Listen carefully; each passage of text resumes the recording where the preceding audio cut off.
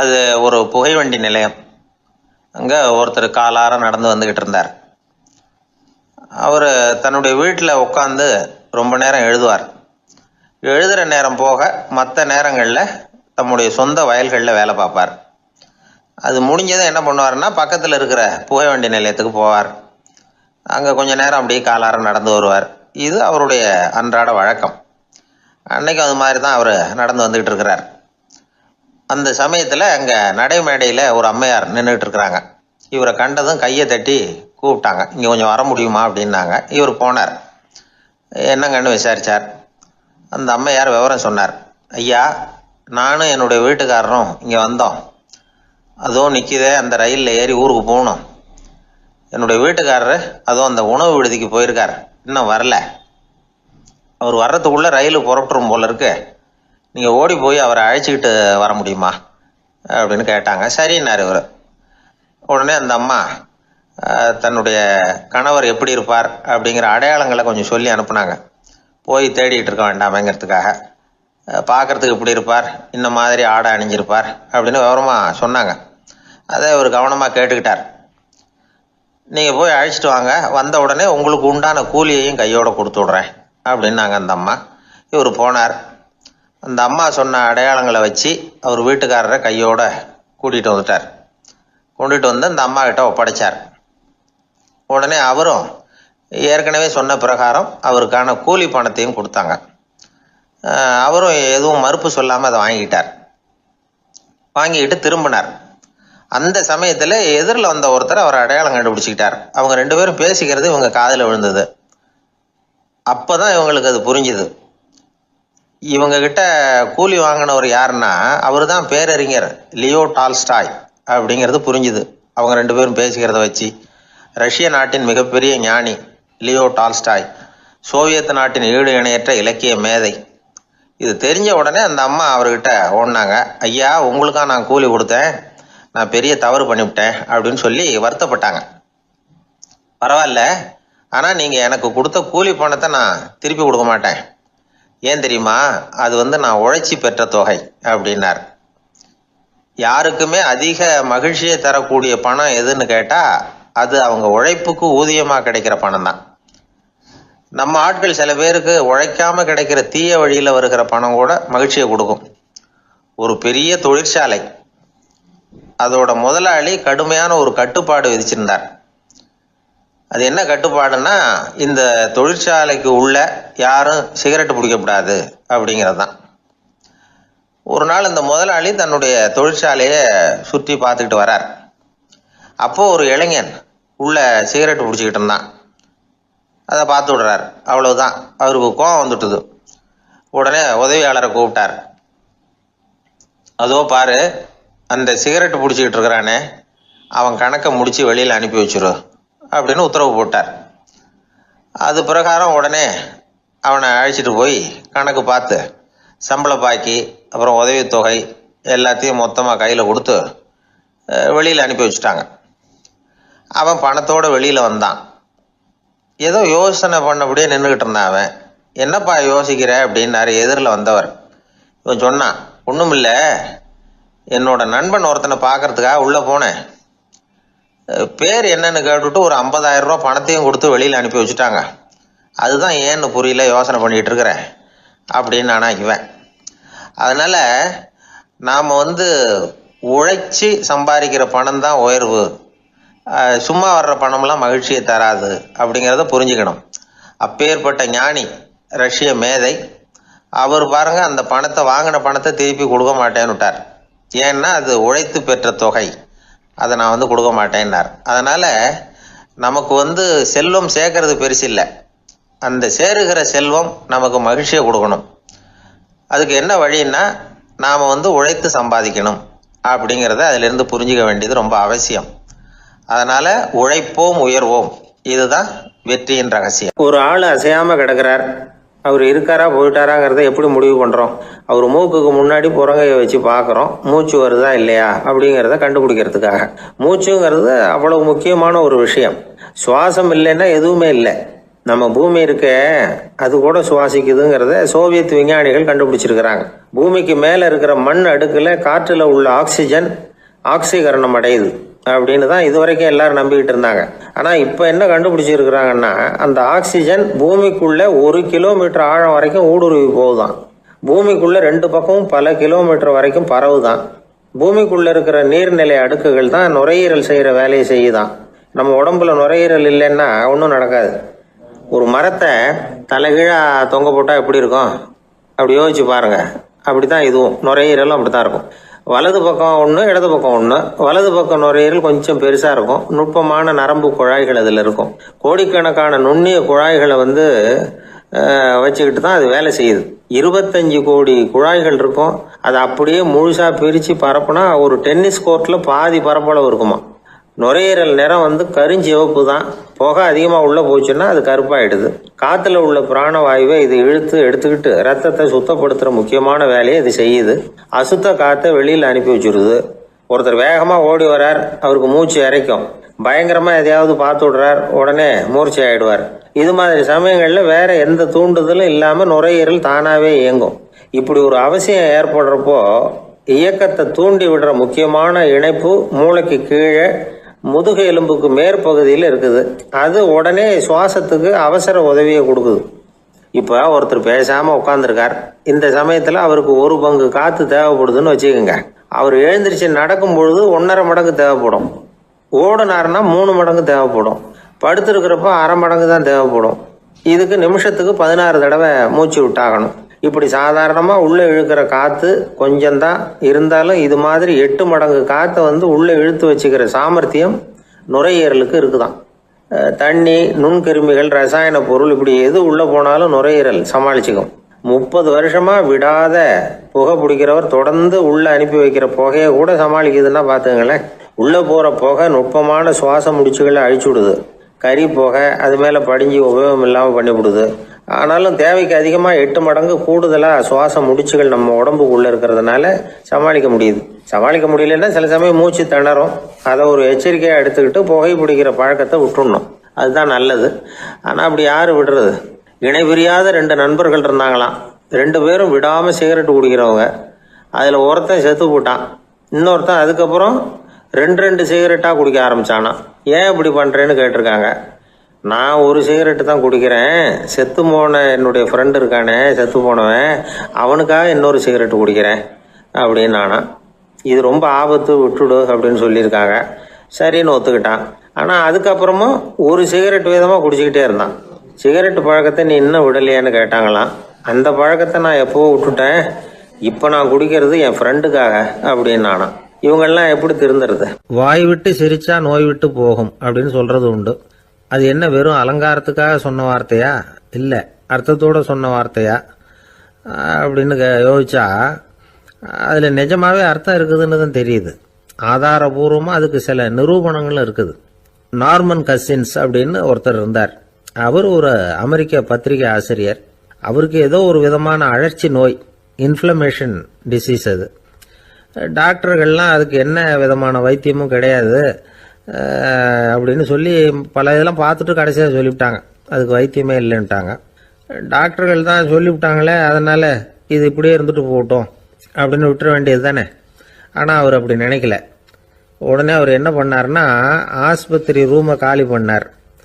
ஹோட்டலில் போய் ஒரு ரூம் எடுத்துக்கிட்டார். அங்கே போனார். தினமும் அவருக்கு பிடிச்ச தமாஷான படங்களை எல்லாம் டிவியில் போட்டு பார்த்துக்கிட்டு இருந்தார். சிரிப்பு வரக்கூடிய புத்தகங்களை எல்லாம் படித்தார். கொஞ்ச நாள் ஆச்சு. அவருக்கு இருந்த தொந்தரவு குணமாக ஆரம்பிச்சிட்டுது. இதை கேள்விப்பட்ட உடனே பழைய டாக்டர்கள்லாம் ஓடி வந்தாங்க. ஓடி வந்து பார்க்குறாங்க. அவர் உடம்பை சோதனை பண்ணி பார்க்குறாங்க. பார்த்தா அவர் உடம்பு குணமாகறதுக்கு உதவியாக இருந்தது சிரிப்பு தான் அப்படிங்கிறத விஞ்ஞானபூர்வமாக அவங்க ஒத்துக்கிட்டாங்களாம். இருந்தாலும் சிரிப்பு எந்த முறையில் எந்த விதத்தில் உதவி பண்ணுது அப்படிங்கிறத இன்னமும் சரியாக புரிஞ்சிக்க முடியல. ஆனாலும் ஒரு சில விஷயங்கள் மட்டும் புரியுது. அது என்னன்னா, சிரிப்பு சுவாசத்தை மேம்படுத்துது, ரத்த அழுத்தத்தை குறைக்குது, உடம்பு குணமாகறதுக்கே உரிய சில ஹார்மோன்கள் அதிகமாக உருவாகி வர்றதுக்கு வழி செய்யுது. இந்த அளவுக்கு தான் சிரிப்போட செயல்பாட்டை நாம் புரிஞ்சிக்க முடியுது.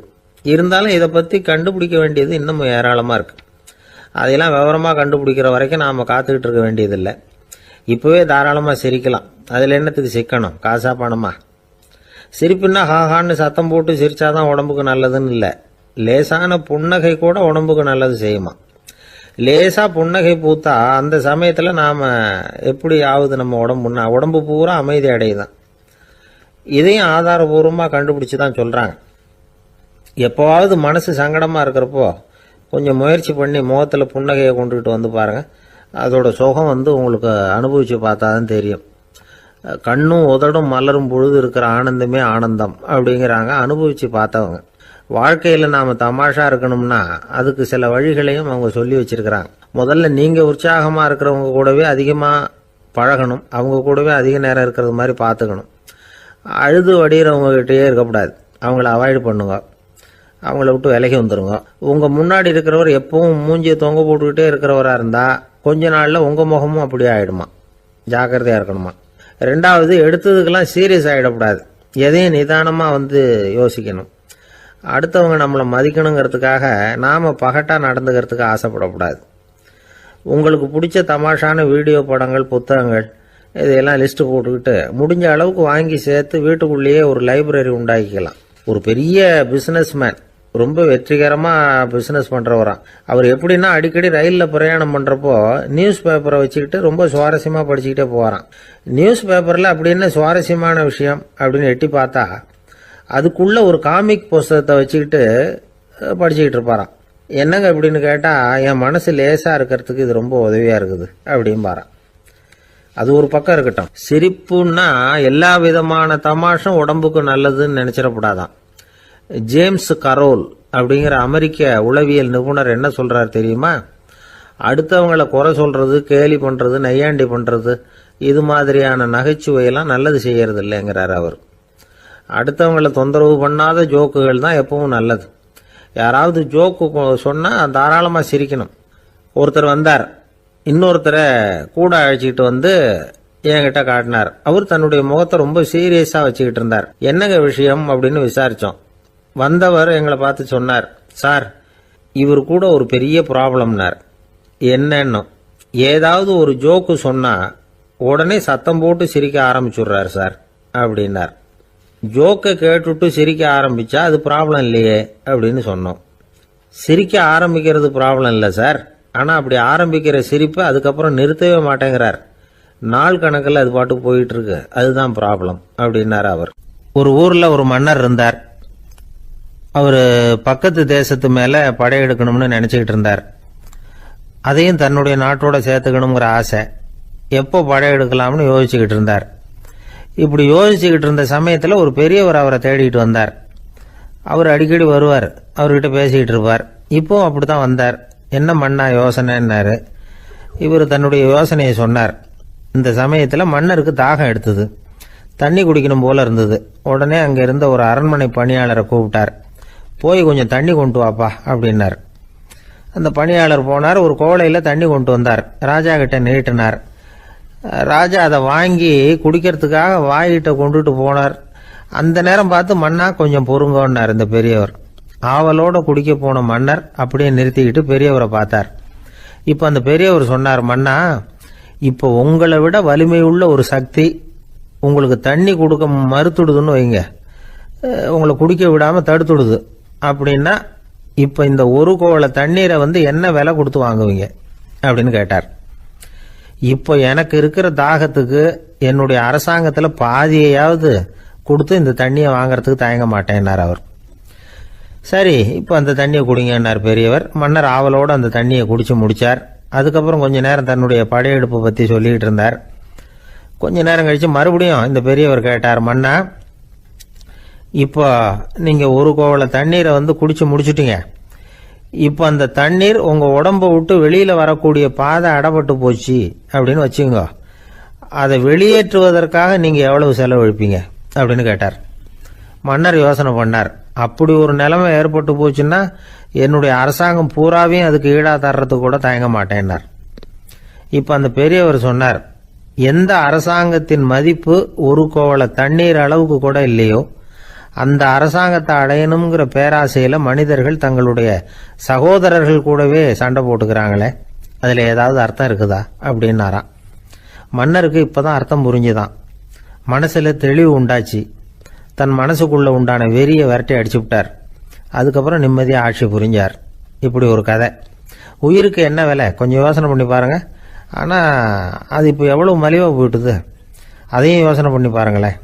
ஆசை பேராசையாக மாறுது, அப்புறம் அது வெறியாக ஆகுது, அதுக்கப்புறம் பைத்தியம் பிடிக்குது. இந்த காலத்து மனிதர்களுக்கு 2 விதமான பைத்தியம் பிடிச்சிருக்கிறதாக ஒரு பெரியவர் சொல்றார். ஒன்று பணம், இன்னொன்று அதிகாரம். இதெல்லாம் எவ்வளவு காலத்துக்கு நீடிக்கும்? ஒரு சர்வாதிகார நாட்டில் 3 பேர் ஜெயிலில் இருட்டு அறையில் பேசிக்கிட்டு இருக்கிறாங்க. நீ எப்படி இந்த ஜெயிலுக்கு வந்த அப்படின்னு ஒருத்தர் கேட்டாராம். இந்த நாட்டு ராஜாவை ஆதரித்து நான் பிரச்சாரம் பண்ணினேன், அதனால் கூட்டத்தில் தகராறு வந்துட்டுது, கலவரமாக போச்சு, அதுக்கு நான் தான் காரணம்னு அரெஸ்ட் பண்ணி இங்கே கொண்டாந்து போட்டாங்க அப்படின்னாராம் அவர். சரி, நீ எப்படி இங்கே வந்த அப்படின்னு இன்னொருத்தரை பார்த்து கேட்டிருக்கார். நான் இந்த நாட்டு ராஜாவை எதிர்த்து பிரச்சாரம் பண்ணேன், அதனால் கலவரம், அரெஸ்ட் பண்ணி கொண்டாந்து போட்டாங்கன்னார். சரிப்பா, நீ எப்படி அங்கே வந்த அப்படின்னு 3வது ஆளை பார்த்து இவங்க கேட்டாங்களாம். இதுக்கு அந்த ஆள் மெதுவாக வெளிச்சத்துக்கு நான் தான் இந்த நாட்டு ராஜா அப்படின்னாராம். ஒரு நண்பர் ஆனந்தமாக சிகரெட் பிடிச்சிக்கிட்டு இருந்தார். இந்த பழக்கத்தை விட்டுவிடுங்களேன் அப்படின்னு சொல்லி பார்த்தோம். விட்டுடலாம்னு தான் பார்க்குறேன், ஆனால் முடியலையேன்னார். மனசு வச்சா எல்லாம் முடியும் அப்படின்னோம். அவர் கொஞ்ச நேரம் யோசனை பண்ணார். அப்புறம் சொன்னார், சரி சார், இதுதான் நான் பிடிக்கிற கடைசி சிகரெட் அப்படின்னு சொல்லி ரொம்ப அழுத்தமாக புகையை உள்ளுக்கு இழுத்தார். அதுக்கப்புறம் அந்த துண்டு சிகரெட்டை வீசி எறிஞ்சுட்டார். ஒருத்தர் இது மாதிரி தீர்மானம் பண்ணி தன்னுடைய கடைசி சிகரெட்டை தூக்கி எறிஞ்சுட்டாருன்னா அது ஒரு பெரிய விஷயம்தான். அதுக்கு பிறகு அவர் உடம்புல படிப்படியாக என்னென்ன மாற்றங்கள் நடக்கும் அப்படிங்கிறத பற்றி ஒரு விவர பட்டியலே வெளியிட்டிருக்கிறாங்க. அது என்ன விவரம் தெரியுமா? ஒருத்தர் புகைப்பிடிக்கிற பழக்கத்தை நிறுத்துறாருன்னு வச்சுங்க. அப்படி அவர் நிறுத்தின 20 நிமிடங்களுக்குள்ள உயர் ரத்த அழுத்தம், உடல் வெப்பம், நாடி துடிப்பு இதெல்லாம் சரியான நிலைமைக்கு வந்துருதான். 8 மணி நேரத்துக்குள்ள இந்த ஸ்மோக்கர்ஸ் பிரீத் அப்படிங்கிற தன்மை மறைஞ்சிருதான். ரத்தத்தில் உள்ள கார்பன் மோனாக்சைடு அளவு குறையுதான், ஆக்சிஜன் அளவு கூடுதான், சரியான அளவுக்கு வந்துருதான். ஒருத்தர் கடைசி சிகரெட்டை தூக்கி எறிஞ்சுட்டார்னா 24 மணி நேரத்துக்குள்ள மாரடைப்பு ஏற்படுறதுக்கான வாய்ப்பு குறைஞ்சுடுதான். 48 மணி நேரத்துக்குள்ள உணர்வு நரம்புகளின் முனைப்பகுதிகள் மறுபடியும் ஒன்று சேர்ந்துருதான். அதனால நாக்கு சுவை உணர்வு, மூக்கின் முகரும் சக்தி இதெல்லாம் மேம்படுதான், நல்ல நிலைமைக்கு வந்துருதான். சிகரெட்டை நிறுத்தின 3 நாளுக்குள்ள மூச்சு விடுறது சுலபமாயிடுதான். இப்படி அவங்க பட்டியல் நிறைய சொல்றாங்க. 2 அல்லது 3 மாசத்துக்குள்ள என்ன ஆகும் தெரியுமா? ரத்த ஓட்டம் மேம்படுது, நடக்கிறது சுலபமாயிடுது. நுரையீரல் கொள்ளளவு 30% அதிகரிக்குது. 1லிருந்து 9 மாசத்துக்குள்ள சுவாச குறைபாடுகள் நீங்குது. நுரையீரலில் இருக்கக்கூடிய இந்த அசுத்தம் வடிகட்டும் திசுக்கள் சரியா வேலை செய்ய ஆரம்பிச்சிருது. 1 வருஷத்துக்குள்ள இந்த இதய அழுத்த நோய்க்கான வாய்ப்பு பாதியா குறைஞ்சிருது. இந்த சிகரெட்டை நிறுத்தின 5 வருஷத்துக்குள்ள ஒரு நாளைக்கு 1 பாக்கெட் சிகரெட் பிடிக்கிறவர்கள நுரையீரல் புற்றுநோயினால சாகிறவர்கள் எண்ணிக்கை பாதியா குறைஞ்சிருது. புற்றுநோய் செல்கள் சீரமைக்கப்படுது. ஆக ஒருத்தர் புகைக்கிறத விட்டுணும்னு தீர்மானம் பண்ணி தன் கையில் இருக்கிற சிகரெட்டை இதுதான் கடைசின்னு சொல்லி தூக்கி எறிஞ்சுட்டா அதுக்கப்புறம் படிப்படியா இவ்வளவு நன்மைகளும் மாற்றங்களும் ஏற்படுறதாக இந்த அமெரிக்கன் கேன்சர் சொசைட்டி தெரிவிச்சிருக்குது. அதனால புகைப்பழக்கம் உள்ளவங்க இதெல்லாம் கொஞ்சம் யோசிச்சு பார்த்து அந்த பழக்கத்தை விட்டு விடுறது ரொம்ப நல்லது. ஆனால் அதையெல்லாம் நாம சொன்னா யாரு கேட்கறாங்க? என்னுடைய நண்பர் ஒருத்தர் புகைப்பழக்கம் உள்ளவர், அவர் என்கிட்ட சொன்னார், சார், சிகரெட் பிடிக்கிற பழக்கத்தை விட்டு விடுறது என்னை பொறுத்த வரைக்கும் ஒன்றும் பெரிய கஷ்டமான செயல் இல்லை, அது ரொம்ப சுலபம் அப்படின்னார். எப்படி சொல்றீங்கன்னு கேட்டேன். நான் ஏற்கனவே 20 தடவை அந்த பழக்கத்தை விட்டுருக்கேன் சார் அப்படின்னார் ரொம்ப பெருமையா. ஒரு குழந்தை பிறந்துதான் ஒரு வீட்டில். அந்த குழந்தைக்கு என்ன பேர் வைக்கிறதுங்கிறது ஒரு தகராறு. இந்த குழந்தைக்கு என்ன பேர் வைக்கிறதுங்கிறதுல தகராறு வந்துடுது. யாரு? கணவனுக்கும் மனைவிக்கும். அவன் என்ன சொல்றான், எங்க அப்பா பேரை தான் வைக்கணுங்கிறான் அவன். இந்த அம்மா என்ன சொல்லுது, இல்லை எங்க அப்பா பேரை தான் வைக்கணும் அப்படிங்குது. காலையிலேருந்து சண்டை, தகராறு.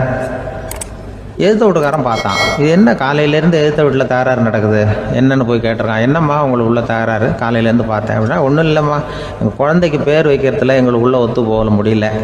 நான் எங்கள் அப்பா பேரை வைக்கணுங்கிறேன், அந்த அம்மா அவங்க அப்பா பேரை வைக்கணுங்குது. அதுதான் எங்களால் குடும்பத்தில் ஒரு நிம்மதி இல்லாமல் இருக்கிறோம், தகராறு பண்ணிகிட்ருக்கோம் அப்படின்னு நானா. அப்போ எதிர்த்த வீட்டுக்காரன் சொல்லியிருக்கான், எதிர்த்த வீட்டுக்காரன்னு நான் எதுக்கு இருக்கிறேன், நான் பஞ்சாயத்து பண்ணி வைக்கிறேன், உங்களுக்குள்ள என்ன இது பேர் தானே வைக்கணும், ஏன்பா உங்கள் அப்பா பேர் என்ன அப்படின்னு அவனை கேட்டிருக்கான். எங்கள் அப்பா பேர் சீனிவாசன் அப்படின்ட்டுருக்கான். இந்த அம்மாவை உங்கள் அப்பா பேர் என்னம்மா, கிருஷ்ணன் அப்படின்னு சொல்லி இவன் யோசிச்சு பார்த்தான். குழந்தைக்கு சீனிவாச கோபாலகிருஷ்ணன்னு பேர் வைங்க போங்க அப்படின்ட்டு போயிட்டான். ஏற்ற விட்டுக்கு தீர்த்து வச்சுட்டு போயிட்டான். போனதுக்கப்புறம் இவங்க 2 பேரும் பேசிக்கிட்டாங்க. சரி, இந்த சீனிவாசன் சரி கிருஷ்ணன் சரி, நடுவில் கோபாலம் யார் அப்படின்னு சொல்லி அவனை போய் இழுத்துட்டு வந்தான். எழுத்து வீட்டில் போய் அது யார்ரா, அது இங்கே வா, அது யார்ரா கோபாலன், அது எங்கள் அப்பா பேர், நீ அதை மட்டும் எதுக்கு விட்டு வைக்கிற, அதையும் சேர்த்து வச்சுட்டு போடான்னு. அதாவது குடும்பத்தில் ஒரு கணவனும் மனைவியும் ஒரு சின்ன விஷயத்தில் கூட ஒத்து போகலன்னா இப்படி தான் ஏற்று வீட்டுக்காரன் பஞ்சாயத்துக்கு வருவான். கோபாலன்னு குறுக்க வருவான் ஒருத்தன். அப்படி அந்த அனுசரிப்புங்கிறது குடும்பத்தில் ரொம்ப அவசியம். கணவனும் மனைவி அது ஒன்றுக்கு மேலே இந்த கல்யாணம் பண்ணிக்கிறாங்க, அது ரொம்ப அவஸ்தை. ஒருவனுக்கு ஒருத்திங்கிறது நம்ம இதெல்லாம் சொல்கிறது. ஒன்றுக்கு மேற்பட்ட திருமணங்கள் சங்கடத்தில் தான் கொண்டு விடும். நிறைய சொல்லுவாங்க. உலகத்திலேயே ஒரு பெரிய இது என்ன தெரியுங்களா, இயற்கை நிர்ணயம் பண்ணுது. இப்போ நம்ம சில பேருக்கு எனக்கு பொம்பளை பிள்ளை வேண்டாம் ஆம்பளை பிள்ளை வேண்டான்னு சொல்லி இந்த ஸ்கேன் பண்ணி என்னென்னவோ பண்ணிகிட்டு இருக்கிறாங்கல்ல. ஆனால் இயற்கை அந்த 50-50 ரேஷியோவை அது மெயின்டைன் பண்ணிகிட்ருக்கு. இந்த உலகத்தில் ஒரு அதிசயமான உண்மை என்னென்னா 116 ஆம்பளை பிள்ளை பிறந்தா 100 பொம்பளை பிள்ளை பிறகுதான். உலக அளவில் 116 ஆம்பளை பிள்ளை பிறந்தா 100 பொம்பளை பிள்ளை பிறகுது. இது எதுக்கு 16 அதிகமாக பிறகுதுன்னா, அந்த வாலிப வயசு அடையிறதுக்குள்ளே 16 செத்து போகுது. 16 அங்கங்கே ஓடுறது கொஞ்சம் முரட்டுத்தனமாக போகிறதுனால செத்து போகுது. அந்த 50-50 இந்த ஒருத்தருக்கு ஒருத்தங்கிற ரேஷியோவை இயற்கை மெயின்டைன் பண்ணிட்டு இருக்கு. அது ஒரு பெரிய அதிசயம். அதை விட பெரிய அதிசயம் என்னென்னா, இந்த உலக யுத்தம் நடந்ததில்ல, முதல் உலக யுத்தம், 2வது யுத்தம், அப்போ பார்த்துருக்குறாங்க, கணக்கு எடுத்துருக்குறாங்க. அந்த யுத்தம் முடிஞ்ச பிறகு 116 ஆம்பளை பிள்ளைக்கு பதிலாக 160 170 பிறக்க ஆரம்பிச்சுதான். 100 பெண் குழந்தைக்கு 170 180 ஆண் குழந்தை. இது எதுக்குன்னா, அந்த போரில் செத்து போகுதில்ல ஆம்பளை பிள்ளைகள், அதை ஈடுகட்டுறதுக்காக அதிகமாக பிறக்க ஆரம்பிச்சிருக்கு. அந்த அளவுக்கு இயற்கை ஒரு பெரிய ரேஷியோவை மெயின்டைன் பண்ணுது. அதாவது ஒருவனுக்கு ஒருத்திங்கிறத அது சொல்லிகிட்டு இருக்கு. புறாவெல்லாம் வளர்த்திங்கன்னா, நான் கூட புறா வளர்த்துருக்குறேன் ஊரில். புறா வளர்த்திங்கன்னா ஒரு தடவைக்கு 2 முட்டை தான் விடும் ஒரு வீட்டுக்கு. அந்த 2 முட்டையும் குஞ்சு பறிச்சுன்னா அதில் ஒன்று ஆணாக இருக்கும், ஒன்று பொண்ணாக இருக்கும். அது எந்த முட்டை ஆண் எந்த முட்டை பெண்ணுங்கிறத இயற்கை நிர்ணயம் பண்ணுது. அதை நம்ம மாற்றவே முடியாது. 2ஐயும் அந்த பெண்ணாவோ 2ஐயும் ஆணாவோ மாற்ற முடியாது நம்ம. அதனால் அந்த இயற்கையை புரிஞ்சுக்கிட்டு நாம் நடந்துக்கணும். அதனால தான் ஒரு கணவன் ஒரு மனைவி, அதான் ஒருத்தருக்கு ஒருத்தங்கிறது. ஒன்றுக்கு மேலேனா சங்கடம் தான். ஒரு பஸ்ஸில் ரெண்டு பெண்கள் வந்துக்கிட்டு இருந்தாங்களாம். பஸ்ஸு பிரயாணம். 2 பெண்கள் பக்கத்து பக்கத்தில் உட்காந்துருக்காங்க. அந்த கண்டக்டரை கூப்பிட்ருக்காங்க, இங்கே வாயா அப்படின்னு அந்த ஒரு அம்மா கூப்பிட்ருக்கு. என்னம்மா அப்படின்ட்டுருக்கார். இந்த ஜன்னலை திறந்து விட்டு போ அப்படின்னு. சரின்னு அதுக்கு பக்கத்தில் இருந்த ஜன்னலை திறந்து விட்டு அவர் போயிட்டார். பக்கத்தில் இருந்தாமல் உடனே இங்கே வாயா மறுபடியும் வாயான்னு கூப்பிட்ருக்கு. என்ன இந்த ஜன்னலை மூடி விட்டு போ அப்படின்ட்டுருக்கு. மூடி விட்டு போனார்.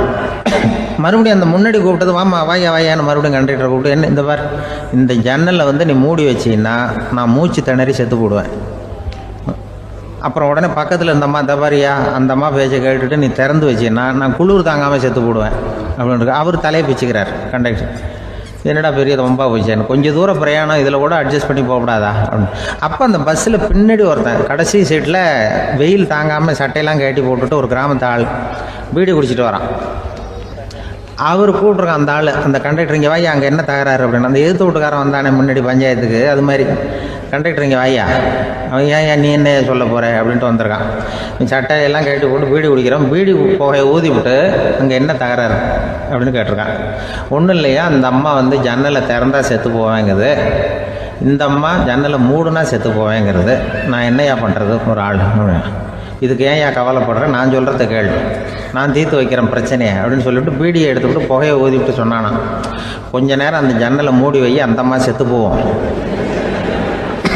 அப்புறம் திறந்து வை, இந்த அம்மா செத்து போவோம், நாம் நிம்மதியாக போகலாம் அப்படின்னு சொல்லிட்டு பீடி குடிக்க ஆரம்பிச்சிட்டான். அவருக்கு கோவம் வந்துட்டுது கண்டக்டருக்கு. உனக்கு என்ன நீ பாட்டுக்கு சொல்லிட்டு விடுவ, அந்த 2 அம்மாவும் செத்து போச்சுன்னா அவங்க வீட்டுக்காரனுக்கெல்லாம் யார் பதில் சொல்கிறது அப்படின்னா, கவலையே படாத, 2 பேருக்கும் நான் தான் வீட்டுக்காரன். அதனால தான் அந்த யோசனையை சொன்னேன் அவங்ககிட்ட. அப்புறம் இதுதான், இந்த ஒன்றுக்கு மேலே போச்சுன்னா அது இயற்கைக்கு விரோதம், இப்படிலாம் ஆகும். அதனால தான் அவன் அவ்வளவு ஒன்றுமே வேண்டான்ட்டு கடைசி பெஞ்சு இதில் போய் சீட்டில் உட்காந்துக்கிட்டான். அப்படி அது இயற்கையை புரிஞ்சுக்கிட்டு வாழணுங்கிறது முக்கியம். குடும்பத்தில் வந்து கணவனுடைய பங்கு என்ன, மனைவியினுடைய பங்கு, குழந்தை குட்டிகள்லாம் சொல்லுவாங்க. அப்படி இருக்கணும். கணவன்கிறவனுக்கு நிறைய சகிப்புத்தன்மை தேவைப்படுது. இதில் ஒரு பெரிய நீதிபதி இருந்தார் சென்னையில். உண்மையாக நடந்தது. சென்னையில் ரொம்ப காலத்துக்கு முன்னாடி காந்தி இருந்த காலத்தில் சென்னையில் ஒரு நீதிபதி, அவர் ஒரு நாள் கோர்ட்லாம் விட்டு ரொம்ப கஷ்டப்பட்டு ராத்திரி சும்மா போய் உடனே வீட்டுக்கு வரல. கோர்ட்டினுடைய நடவடிக்கை முடிஞ்சு வீட்டுக்கு வராமல் போய் எங்கெங்கேயோ போய் சுற்றிவிட்டு அந்த நண்பர்களோடு அப்படி உல்லாசமாக அப்படி கொண்டாடி விட்டு ராத்திரிக்கு வந்திருக்கிறாரு வீட்டுக்கு 1 மணிக்கு. அப்போ அந்த வயசான அம்மா வாசல்லையே காத்துக்கிட்டு இருக்கு. உள்ளே போச்சு நீதிபதி இன்னும் வந்து சேரலேன்னு வாசல்லையே நின்றுட்டு இருந்துதான். அப்போ அது வந்த உடனே பலார்னு அரைஞ்சி விட்டாங்களாம் அந்த அம்மா. ஏன்டா அவ்வளோ தூரம் எங்கே போனேன், என்ன தான் நீதிபதியாக இருந்தாலும் அவங்களுக்கு உள்ள தானே, பலார்னு அரைஞ்சி விட்டாங்க. உடனே அவர் கலங்கி போய் அழுதாராம். மறுநாள் கேட்டிருக்காங்க அந்த பக்கத்தில் இருந்தவங்க, ஏன் நீ வந்து பெரிய நீதிபதி, பெரிய பதவியில் இருக்க, அதனால் உன்னை உங்கள் அம்மா அடிச்சிட்டாங்கன்னு அழுதியா அப்படின்னு கேட்டாங்களாம். அப்போ அவர் சொன்னாராம் நீதிபதி, இல்லை நான் வந்து இது மாதிரி எங்கள் அம்மாக்கிட்ட அடிக்கடி அடி வாங்குவேன். எப்போதும் அவங்க அடிக்கிற அடி பலமாக விழும். இப்போ அவங்க அடித்தது எனக்கு வலிக்கவே இல்லை. அந்த அளவுக்கு அவங்களுக்கு வயசாகிட்டுதே, பலம் குறைஞ்சிட்டுதேன்னு நினச்சி அழுதேன் அப்படின்னுக்காரான். அதுதான் புள்ள அம்மா பேரில் உள்ள பாசங்கிறது. இதே போல் நான் சொன்னது மாதிரி முன்னாடி இவர் ஒரு இறைநேச செல்வர் ஒருத்தர் இருந்தார். ஒரு அம்மா வந்து எனக்கு அப்பா தண்ணி கொடுப்பா அப்படின்றது படுக்கையில் இருந்த அம்மா. இவர் ஏதோ படிச்சுக்கிட்டு இருந்தவர், ஒரு சின்ன இளைஞர். உடனே ஓடி போய் ஒரு குவளையில் தண்ணி எடுத்துகிட்டு போய் அம்மாவுக்கு முன்னாடி நிற்கிறார். முன்ன அந்த அம்மா அதுக்குள்ளே தூங்கி போச்சு. இவர் அந்த தண்ணியை வச்சுக்கிட்டு அவர் பாட்டு நிற்கிறார். விடிஞ்சு போச்சு. விடிகிற சமயத்தில் அந்த அம்மா முடிச்சு பார்க்குது, பையன் தண்ணியோட கையில் வச்சுட்டு நிற்கிறார். ஏம்மா என்னப்பா நீ ராத்திரி பூரா தண்ணியோடு நின்றுக்கிட்டு இருக்கிறியா எனக்கா அப்படின்னு. அப்பா அவர் சொன்னாராம், ஆமாம்மா ராத்திரி தண்ணி தாகமாக இருக்குன்னு கேட்டிங்க, உடனே தண்ணி கொண்டு வந்துட்டேன். ஓடி வந்து பார்க்கும்பொழுது நீங்கள் தூங்கிக்கிட்டு இருந்தீங்க. தூங்கிட்டு இருக்கும்பொழுது உங்களை எழுப்ப வேண்டாம், தூக்கத்தை கெடுக்க வேண்டாம்னு நான் நினச்சேன், அதனால் எழுப்பலை. தூக்கம் முழிக்கிற சமயத்தில் உடனே தாகமாக இருக்கும், தண்ணி குடிக்கணும்னு ஆசைப்படுவீங்க, அதனால் தண்ணியை பக்கத்துலேயே வச்சுட்டு நிற்கிறேன் அப்படின்னு அந்த இளைஞர் சொன்னாராம். அப்படியே கட்டி பிடிச்சிட்டு நீ பிற்காலத்தில் பெரிய அறிஞராக வருவேன்னு சொல்லி அந்த அம்மா வரணும்னு சொல்லி இறைவனை வேண்டாங்களாம். அவர் தான் இஸ்லாமிய மார்க்கத்தில், தீன் மார்க்கத்தில் பெரிய ஆளானது. அதாவது ஷர்புதீன் யாஹ்யான்னு ஒருத்தர், அவர் பெரிய இஸ்லாமிய பேரறிஞராக வந்தார். இப்படி அம்மா பேரில் பாசமாக உள்ளவங்கள்லாம் இருந்தாங்க நிறையா. அப்படி அந்த குடும்பத்தில் வந்து அந்த பாசம் நேசம் எவ்வளவு இருக்கோ அவ்வளவுக்கு அவர்கள் உயர்வார்கள்ங்கிறது தான் நம்முடைய பெரிய இதெல்லாம் பெரியவங்கள்லாம் சொல்லியிருக்கிறது அதுதான். அதனால தான் அந்த கணவனுடைய பங்கு என்ன, மனைவியினுடைய பங்கு என்ன, பிள்ளைகளுடைய பங்கு என்னங்கிறத பற்றி ரொம்ப விவரமாக சொல்கிறதுக்காக தான் அதை பற்றி நாம் சிந்திக்க வேண்டிய நேரம் இதுங்கிறதுனால தான். கணவனுக்கு வந்து இது வந்துடக்கூடாது, அதாவது கோபம் வரக்கூடாது, நிதானம் வேணும் அப்படின்லாம் சொல்லுவாங்க. நிதானம், கணவன் வந்து கோபப்படக்கூடாதுமா. அதுக்கு நாங்கள் மனுஷனுக்கு சினம் தவிர்த்தல்னு பயிற்சியெல்லாம் கொடுக்குறாங்க. இப்போது மனுஷன் கோபப்படாமல் இருக்கணும், போகணும் வரணும்னு அதுக்கு சொல்லுவோம் நாங்கள். சும்மா கதை ரூபமாக சொல்கிறது. அங்கே வேதாத்திரி மகரிஷின்னு இருக்கார், அவர் இதில் வந்து சினம் தவிர்த்தல்னு பயிற்சியை கொடுப்பாங்க. குடும்ப தலைவர்கள் பெரியவங்கள்லாம் வந்து அந்த பயிற்சியை எடுத்துக்கணும். என்ன கூப்பிட்டாங்க ஒரு தரம், சினம் தவிர்த்தல்னு ஒரு பயிற்சி கொடுக்குறோம், அதில் நீ வந்து பேசுன்னாங்க. நான் சொன்னேன், நான் பயிற்சிக்கு வேணா வரேன், என்னை பேச வேண்டாம் சார், நான் வந்து பயிற்சி கற்றுக்கிறேன்னு. இல்லை நீ அதெல்லாம் பயிற்சி நாங்கள் கொடுக்குறோம், நீ உனக்கு என்ன தெரியுமோ சொல்லு, மனுஷன் கோவப்படாமல் இருக்கணும், அதுக்கு ஏதாவது வழி சொல்லிட்டு போ அப்படின்னு கூப்பிட்டாங்க. சரின்ட்டு போனேன். அங்கே போய் நான் சொன்னேன், இது மாதிரி எனக்கு தெரிஞ்சது ஒரு கதை மாதிரி சொன்னேன். மீனம்பாக்கம் ஏர்போர்ட், அங்கே ஜப்பானுக்கு போக வேண்டிய ஒரு பிரயாணி லக்கேஜோடு நிற்கிறார் நிறையா. இதை வாங்கி பிளேனில் ஏற்றக்கூடிய ஒரு தொழிலாளி அவர்கிட்ட ஒரு சண்டை போடுறார், அடிக்க போகிறார், திட்டுறாரு, கண்டாமலான்னு திட்டுறார். அவர் இதை ஒருத்தர் பார்த்துக்கிட்டே இருக்கார். அந்த சினம் தவிர்த்தல் பயிற்சி கொடுக்குற பேராசிரியர் ஒருத்தர் பார்த்துக்கிட்டே இருக்கார். இது எப்படி இவன் இந்த ஆள் அவ்வளவு கோபமாக அடிக்க போகிறான், திட்டுறான் அந்த பெரிய மனுஷன், இவர் பதிலுக்கு அவர் திட்டவே இல்லையே. அந்த தொழிலாளி சிரிச்சுக்கிட்டே சரி சார் அப்படின்னுட்டே இருக்கான். இவர் லக்கேஜை வாங்கி பிளேனில் ஏற்றுற தொழிலாளி இப்போ கண்ணாவனா அடிக்க போகிறான், திட்டுறான், முகம் செவந்து போச்சு. இவருக்கு என்ன ஆச்சரியம்னா, இந்த ஆள் இவ்வளவு கோவப்படுறான், அதை வாங்கி அந்த தொழிலாளி கொஞ்சம் கூட முகத்தில் கோபமே படலையே, சிரித்த முகத்தோடு இருக்கானே, இவன் வந்து நமக்கு பயிற்சி வகுப்பு எடுக்கலாம் போல இருக்க அப்படின்னு இவர் நினச்சிட்டார். ரொம்ப நேரம் அவர் கத்திக்கிட்டு இருந்தார். சரி சார்ன்ட்டு அதை வாங்கிட்டு அவர் போயிட்டார். போனதுக்கப்புறம் அவர் இந்த ஆள் அப்புறம் பிளேன் வந்தது, ஏறி அவர் போயிட்டார், ஜப்பானுக்கு போயிட்டார். அதுக்கப்புறம் இந்த சினம் தவிர்த்தல் பேராசிரியர் ஓடி போய் அந்த தொழிலாளியை பிடிச்சி கொண்டு வந்தார். இந்த பாருப்பா, நான் வந்து காலையிலேருந்து பார்த்துக்கிட்டு இருக்கேன், அந்த ஆள் உன்னை அடிக்க வந்தான், திட்ட வந்தான், இவ்வளவு கோவப்படுறான், உனக்கு பதிலுக்கு நீ கோவமே படலையே, உனக்கு கோவமே வராதா, அது எப்படி நீ சினம் தவிர்க்கிறது, எப்படி உனக்கு கோவமே வரலையா அப்படின்னு கேட்டிருக்கார். அப்போ அந்த தொழிலாளி சொன்னாராம், அப்படி இல்லை சார், மனுஷன்னு பிறந்தால் கோவம் படாமல் இருக்க முடியாது, எல்லாருக்கும் கோவம் வரும், அது அவங்கவுங்க வழியில் டீல் பண்ணுவாங்க, நான் அதை என் வழியில் டீல் பண்ணேன், அவ்வளோதான். அப்போ அவர் திட்டும் பொழுது உனக்கு கோபம் வந்தது தானே? வந்தது சார். அப்போ அது எப்படி டீல் பண்ணேன்னு கேட்டிருக்காரு. அப்போ இவன் சொன்னான், நான் ஒன்றும் இல்லை சார், அந்த அந்த பிரயாணி வந்து இப்போ ஜப்பானுக்கு போயிட்டுருக்கார், அவர் லக்கேஜெலாம் அமெரிக்கா போயிட்டுருக்கு.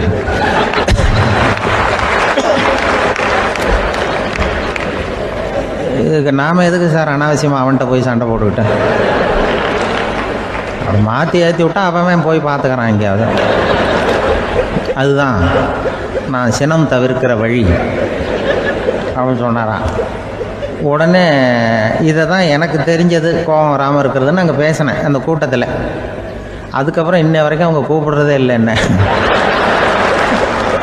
ஏன்னா நாங்கள் வந்து முறையாக ஒருத்தன் கோவப்படாமல் இருக்கிறதுக்கு என்ன வழின்னு சொல்லி கொடுத்துட்ருக்குறோம், நீ இப்படி பண்ணுறியப்பா அப்படின்னு சொல்லி.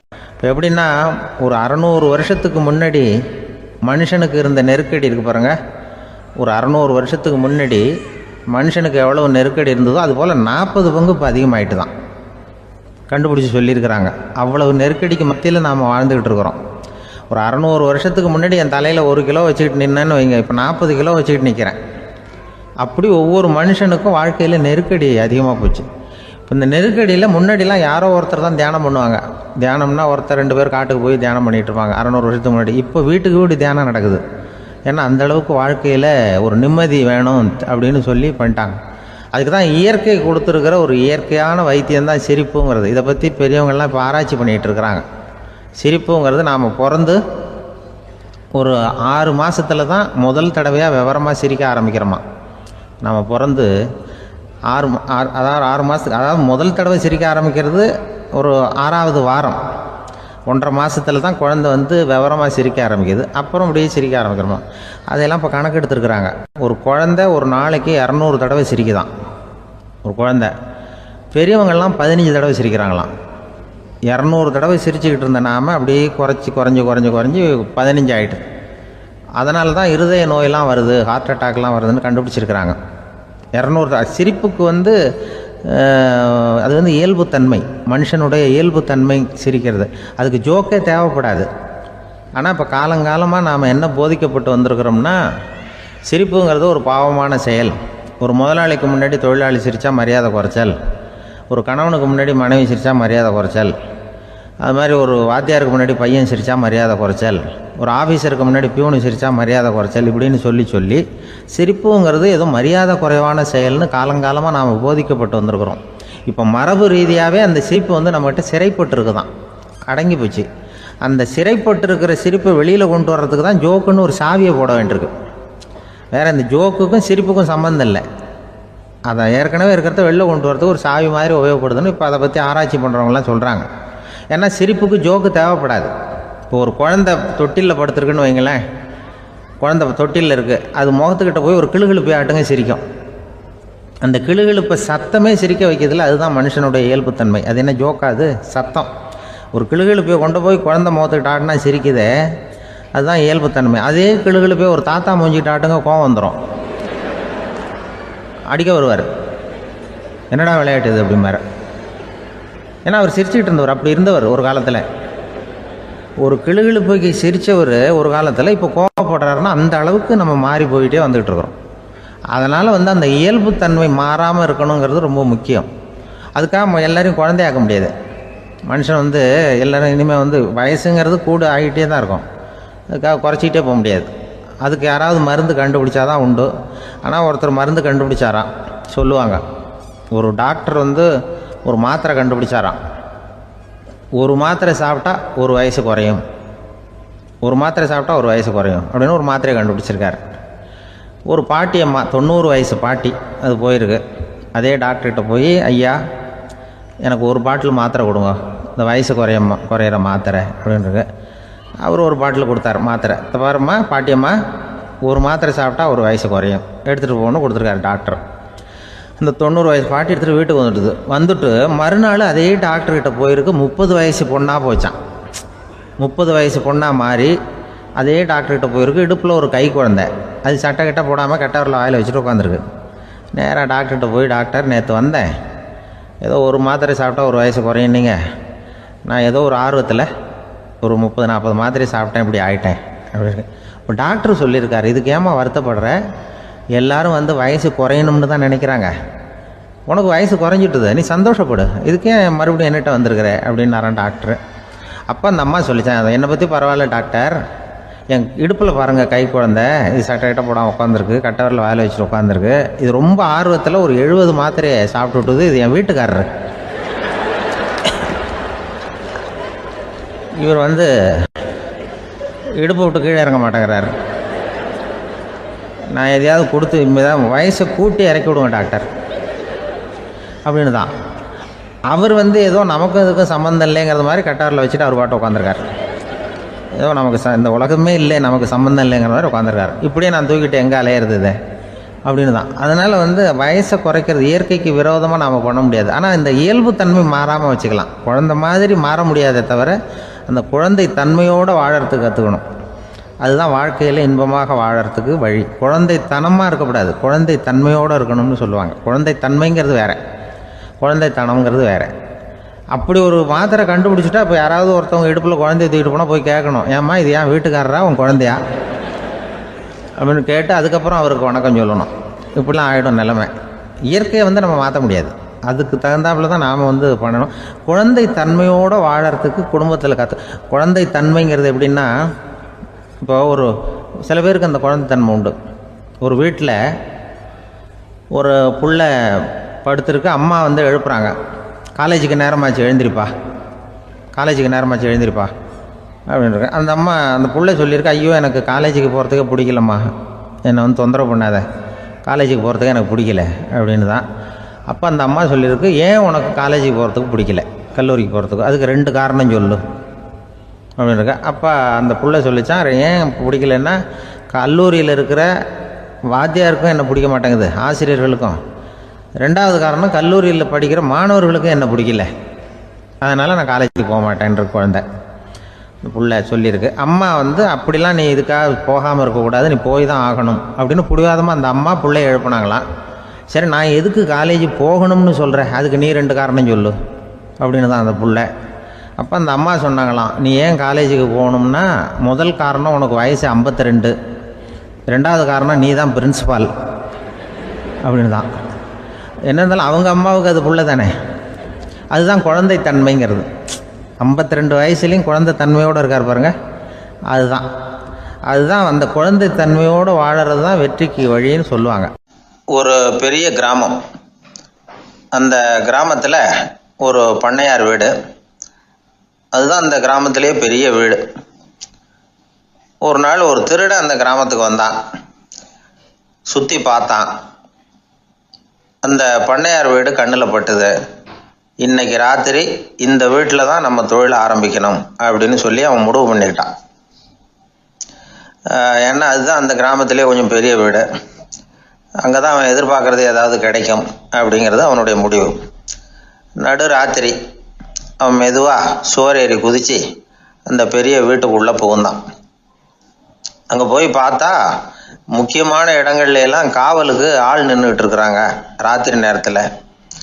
சரி இந்த வீட்டில் நம்மால் திருட முடியாது அப்படின்னு முடிவு பண்ணிட்டு மெதுவாக வந்த வழியிலேயே திரும்பி வந்தான். அந்த சமயத்தில் காலில் ஏதோ தட்டுப்பட்டுது. என்னது அப்படின்னு சொல்லி குனிஞ்சு பார்த்தா அங்கே ஒரு பெரிய வெங்காய மூட்டை அடுக்கி வச்சிருக்கிறாங்க. சரி வந்ததுக்கு வெறுங்கையோடு திரும்ப வேண்டாமே அப்படின்னு சொல்லி கையில் இருந்த ஒரு பெரிய பை நிறைய அதை அள்ளி போட்டுக்கிட்டான். வெங்காயத்தை போட்டுக்கிட்டு புறப்படுற சமயத்தில் கப்புன்னு கழுத்தில் ஒரு கை வந்து விழுந்தது. ஆள் மாட்டிக்கிட்டான். அதாவது காவலாளிகள் அவனை பிடிச்சி வச்சுக்கிட்டாங்க. மறுநாள் காலையில் அந்த திருடனை பண்ணையார் முன்னாடி கொண்டுட்டு போய் நிறுத்தினாங்க. ஐயா, இந்த ஆள் ராத்திரி நம்ம வீட்டில் திருடுறதுக்காக வந்தான், வெங்காயத்தை அள்ளிட்டு புறப்படுறப்போ மாட்டிக்கிட்டான், அப்படின்னாங்க. அவர் பார்த்தார், என்னப்பா இவங்க சொல்கிறது உண்மைதானான்னு கேட்டார். ஆமான்னு ஒத்துக்கிட்டான் அந்த ஆள். பண்ணையார் அதுக்கப்புறம் கொஞ்சம் யோசனை பண்ணார். அப்புறமா தீர்ப்பு வழங்கினார். இதை பாருப்பா, நீ இங்கே திருட வந்தது குற்றம். அதுக்காக நீ 100 ரூபாய் அபராதம் செலுத்தணும், அல்லது 100 கசையடிகள் வாங்கணும். அதுவும் இல்லைன்னா நீயே திருடுன அவ்வளவு வெங்காயத்தையும் பச்சையா என் கண் முன்னாடியே சாப்பிட்டுடணும்.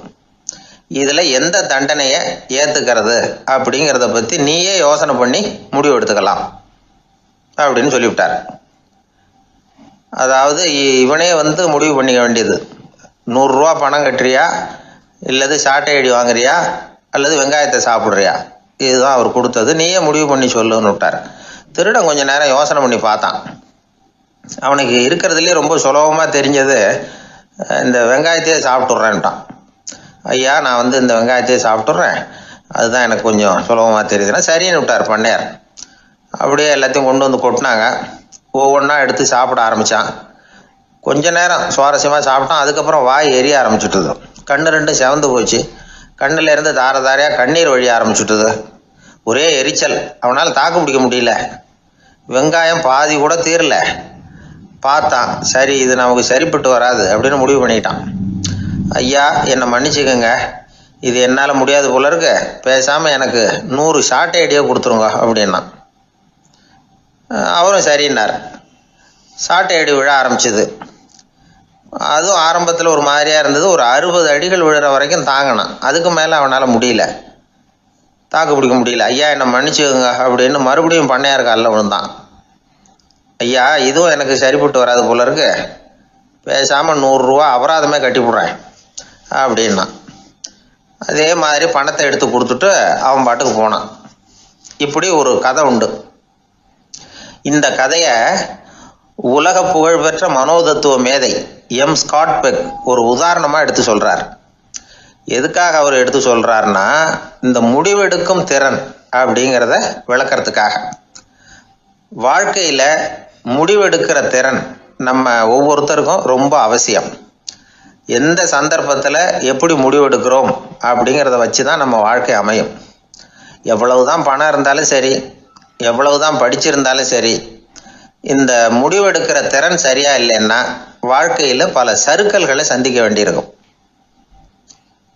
நாம் முடிவுகள் எடுத்தால் அந்த முடிவுகளால் ஏற்படக்கூடிய விளைவுகளுக்கு நாம் பொறுப்பு ஏற்க வேண்டியிருக்குமே அப்படிங்கிற பயத்தினால முடிவெடுக்கிற அதிகாரத்தை பல சமயங்களில் நாம் மற்றவங்களுக்கு தாரவாத்து கொடுத்துட்றோம்.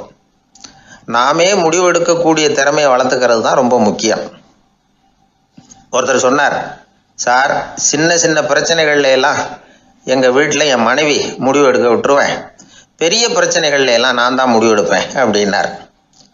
பரவாயில்லையே அப்படின்னு சொல்லி, சின்ன சின்ன பிரச்சனைகள்னா எதுங்க அப்படின்னு கேட்டேன். ஒன்றும் இல்லை, இந்த வீட்டு வருமானத்தை பெருக்கிறது எப்படி, வீட்டு செலவை சரி கட்டுறது எப்படி, வீட்டு செலவுக்கு வாங்கியிருக்கிற கடனை அடைக்கிறது எப்படி, இதெல்லாம் சின்ன சின்ன பிரச்சனைகள், என் மனைவிகிட்ட முடிவெடுக்கிற விஷயத்தை விட்டுருவேன்னார். பெரிய பிரச்சனை தான் நான் எடுத்துக்குவேன்னார். அப்படின்னா பெரிய பிரச்சனைன்னா எது சார் அப்படின்னு கேட்டேன். அது என்னென்னா, இந்த உலக பொருளாதாரத்தை மேம்படுத்துறது எப்படி, 21ஆம் நூற்றாண்டில் என்னென்ன சவால்களை சந்திக்க வேண்டியிருக்கும் உலகம், இதெல்லாம் நான் பார்த்துக்குவேன் அப்படின்னார். பாருங்கள், இது பிரச்சனைகள்லேருந்து தப்பிக்கிற வழி. அதனால் வாழ்க்கையில் பிரச்சனைகளை சந்திக்கிறதுக்கு தயங்கக்கூடாது. அதே மாதிரி சரியான நேரத்தில் சரியான முடிவு எடுக்கிறதுக்கு நாம் கற்றுக்கணும். அது ரொம்ப முக்கியம். ஒரு ரயில் போய்கிட்டு இருக்கு. அதில் ஒரு பெரியவர் பிரயாணம் பண்ணிகிட்டு இருக்கிறார். எதிரில் ஒரு பெரிய அதிகாரி, IAS ஆஃபீஸர் உட்காந்துருக்கிறார். 2 பேருக்கும் முன்ன பின்ன அறிமுகம் இல்லை. அவர் வேற யாரோ, இவர் வேற யாரோ. ஒரே ரயிலில் பிரயாணம் பண்ணிகிட்டு இருக்கிறாங்க. அதுவும் எதிர்த்த இருக்கையில். ஏதோ ஒரு நகரத்தில் வண்டி நின்றுது. 2 பேரும் கீழே இறங்கினாங்க. பெரியவர் ஒரு ட்ரங்க் பெட்டியோட கீழே இறங்கினார். அந்த அதிகாரி கையில் ஒரு சின்ன பெட்டி. அவர் அந்த சின்ன பெட்டியை கீழே வச்சுட்டு கூலி கூலின்னு கத்திக்கிட்டு இருந்தார். இந்த பெரியவர் பார்த்தார், ஐயா, இந்த பெட்டி மட்டும்தானா, இல்லை இன்னும் ஏதாவது இருக்குதா அப்படின்னு விசாரித்தார். இப்போ அதிகாரி சொன்னார், இல்லைங்க, இது மட்டும்தான், அப்படின்னு சொல்லி சொன்னார். இதுக்கு என்னத்துக்காக கூலி ஆள், நானே எடுத்துக்கிட்டு வரேனே வாங்க அப்படின்னு சொல்லி அந்த பெட்டியை இந்த பெரியவர் கையில் எடுத்துக்கிட்டார். எடுத்ததும் ரெண்டு பேரும் பேசிக்கிட்டே நடந்து வராங்க.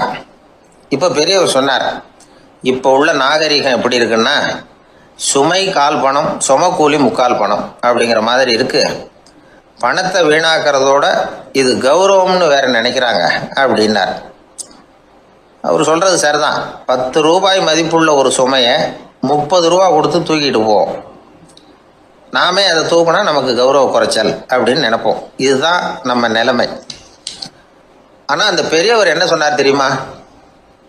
நீங்கள் எங்கே போகணுமோ அது வரைக்கும் நானே இதை எடுத்துகிட்டு வரேன் அப்படின்னார். அந்த அதிகாரி பக்கத்தில் உள்ள ஒரு ஹோட்டல் வரைக்கும் போனார். பெரியவரும் அங்கே கொண்டுட்டு போய் பெட்டியை வச்சார். உடனே அந்த பெரிய அதிகாரி அவருக்கு பணம் கொடுக்கறதுக்காக பர்ஸை எடுத்தார். உடனே இவர், ஐயா எனக்கு கூலி எதுவும் வேணாம், உங்களுக்கு சேவை செய்கிறது என்னுடைய கடமை. நான் இந்த சேவையை செய்தது பணத்துக்காக இல்லை, அன்புக்காக அப்படின்னு சொல்லிவிட்டார். அதுக்கப்புறம் அவர் நன்றின்னார். ரெண்டு பேரும் பிரிஞ்சுட்டாங்க. இது முடிஞ்சது. அன்னைக்கு சாயந்தரம் அங்கே ஒரு பெரிய கூட்டம் நடக்குது. இந்த அதிகாரியும் அந்த கூட்டத்துக்கு போகிறார். மக்கள் கூட்டம் ரொம்ப அதிகம். அதனால் இந்த அதிகாரியும் ஒரு ஓரமாக உட்காந்துக்கிட்டார். அப்புறம் கொஞ்ச நேரத்தில் இந்த முக்கிய விருந்தினர் பேசுறதுக்காக வரார் மேடைக்கு. மேடையில் இருந்த பெரியவங்கள்லாம் எழுந்திரிச்சு நின்று அவருக்கு மாலை போட்டு மரியாதை செய்கிறாங்க. எங்கேயோ ஒரு மூலையில் உட்காந்துருந்தார் அதிகாரி. அவர் இதை கவனித்தார். அவருக்கு ரொம்ப ஆச்சரியம், அதிர்ச்சி. ஏன்னா அங்கே பேச வந்த முக்கிய விருந்தினர் வேற யாரும் இல்லை, இன்னைக்கு காலையில் இவர் பெட்டியை தூக்கிட்டு வந்தார் பெரியவர், அவர் தான். சரி, அந்த பெரியவர் யார் தெரியுமா? அவர் தான் ஈஸ்வர சந்திர வித்யாசாகர். கூட்டம் முடிஞ்சது. அதிகாரி அவரை தேடி ஓடினார். அவர் கைகளை பிடிச்சிக்கிட்டார். ஐயா என்னை மன்னிச்சுடுங்க அப்படின்னாரு. அப்புறம் சொன்னார், அகங்காரங்கிற கெட்ட புத்தி தான் உண்மையை கண்கள்ல இருந்து மறைக்குது. அகங்காரம் தான் மனுஷனை அழிக்குது. நீங்கள் ரொம்ப பெரிய மனிதர், இருந்தாலும் மனிதத்தன்மையோடு நடந்துக்கிறீங்க.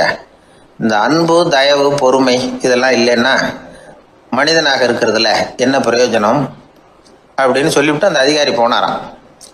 மனிதத்தன்மைன்னா என்ன அப்படிங்கிற கேள்விக்கு இந்த பெரியவர் ஒரு உதாரணம். இப்பெல்லாம் அப்படியா இருக்கிறாங்க? ஒரு பெரியவர் ஒரு பெட்டியை தூக்கிட்டு வந்துக்கிட்டு இருக்கிறார். ஒரு இளைஞன் ஓடி வந்தான். கொடுங்க சார், நான் தூக்கிட்டு வரேன்னா. கொடுத்தார். வாங்கி தலையில் வச்சுக்கிட்டான். அப்புறம் சொன்னான், அடுத்தவங்க சிரமப்படக்கூடாதுங்கிறது என்னுடைய கொள்கை அப்படின்னா. அது நல்லது தான்னார் அவர். கடைசியில் பெட்டியை கொடுத்தான். வாங்கிக்கிட்டு பர்ஸை திறந்தார் பணம் கொடுக்கறதுக்காக. வேணாங்க அப்படின்னு விட்டான் அந்த இளைஞன்.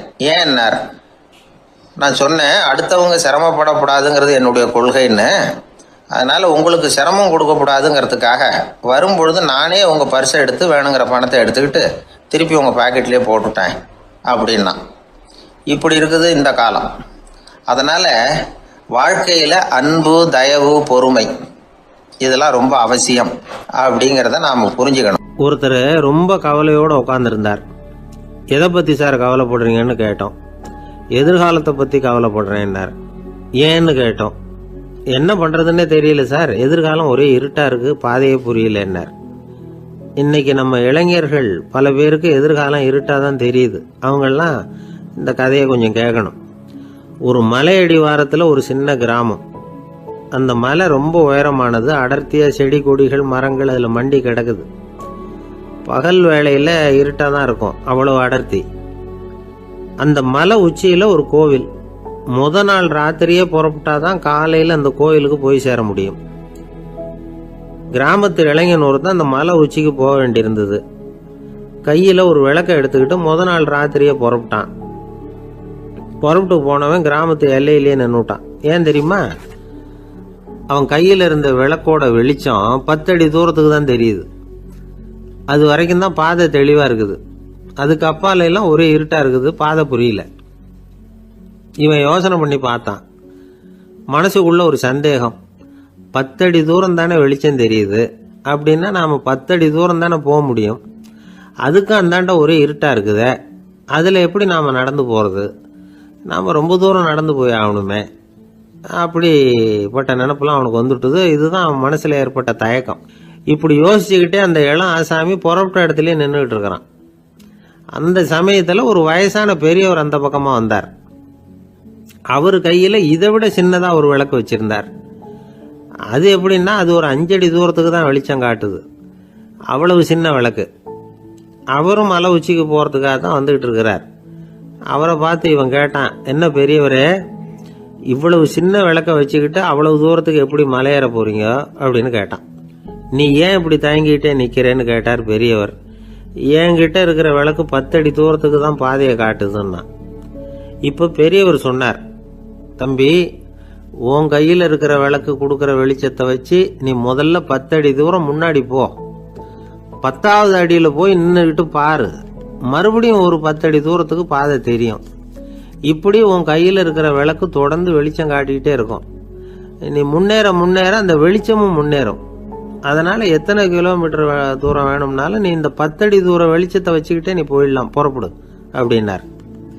இப்பதான் அந்த பெரியவர் சொன்னது இளைஞனுக்கு பளிச்சுன்னு புரிஞ்சுதான். உடனே உற்சாகமா புறப்பட்டான், உச்சிக்கு போய் சேர்ந்தான். இந்த கதையிலிருந்து நாம புரிஞ்சுக்க வேண்டியது என்ன தெரியுமா? நீண்ட கால திட்டம் ஒன்று போடும் பொழுது நமக்கு முன்னாடி இருக்கிறத மறந்துட்டு மனசை போட்டு குழப்பிக்க கூடாது. உங்க கையில என்ன இருக்கோ அதுலயே உங்க எதிர்காலம் மறைஞ்சிருக்குது. கண் முன்னாடி தெரியறத வச்சு ஆரம்பிங்க, போக போக வழி தானா புலப்படும் அப்படிங்கிறார் ஒரு பெரியவர். பெரிய பயணங்களை எல்லாம் இப்படிதான் நடத்த வேண்டியிருக்கும். ஒவ்வொரு அடியா எடுத்து வச்சா ஓடி போய் சேர்ந்து விடலாம். மலைச்சு போய் நின்றுட்டா நின்றுகிட்டே இருக்க வேண்டியதுதான். நம்ம ஆள்லாம் ரொம்ப மோசமான இருக்கிறாங்க. ஒருத்தன் அப்படிதான் நீண்ட தூர பிரயாணம் ஒன்று புறப்பட்டான். ரயில் போய்கிட்டே இருந்தது. கொஞ்ச தூரம் போச்சு, பாதி வழியில கையில வச்சிருந்த டிக்கெட்டை காத்துல விட்டுட்டான். ஐயோ, என் டிக்கெட்டு போயிட்டுதே அப்படின்னு கத்த ஆரம்பிச்சுட்டான். பக்கத்துல இருந்த பெரியவர் அவனை பார்த்து பரிதாபப்பட்டு, கவலைப்படாத தம்பி, போனா போகுது, வேற டிக்கெட் வாங்கிக்கலாம் அப்படின்னு ஆறுதல் சொன்னார். அதுக்கு அவன் சொல்றான், சார், நான் அதுக்காக அழல, அந்த டிக்கெட்டு கிடைச்சாதானே நான் எந்த ஊருக்கு போகணுங்கிறது எனக்கு தெரியும் அப்படிங்கிறான். ஒரு தெருவில் சில சிறுவர்கள் விளையாடிக்கிட்டு இருந்தாங்க. ஏதோ ஒரு உயரமான கல்லை நடுத்தெருவில் வச்சு அதை சுற்றி சுற்றி ஓடி வந்துகிட்டு இருக்கிறாங்க.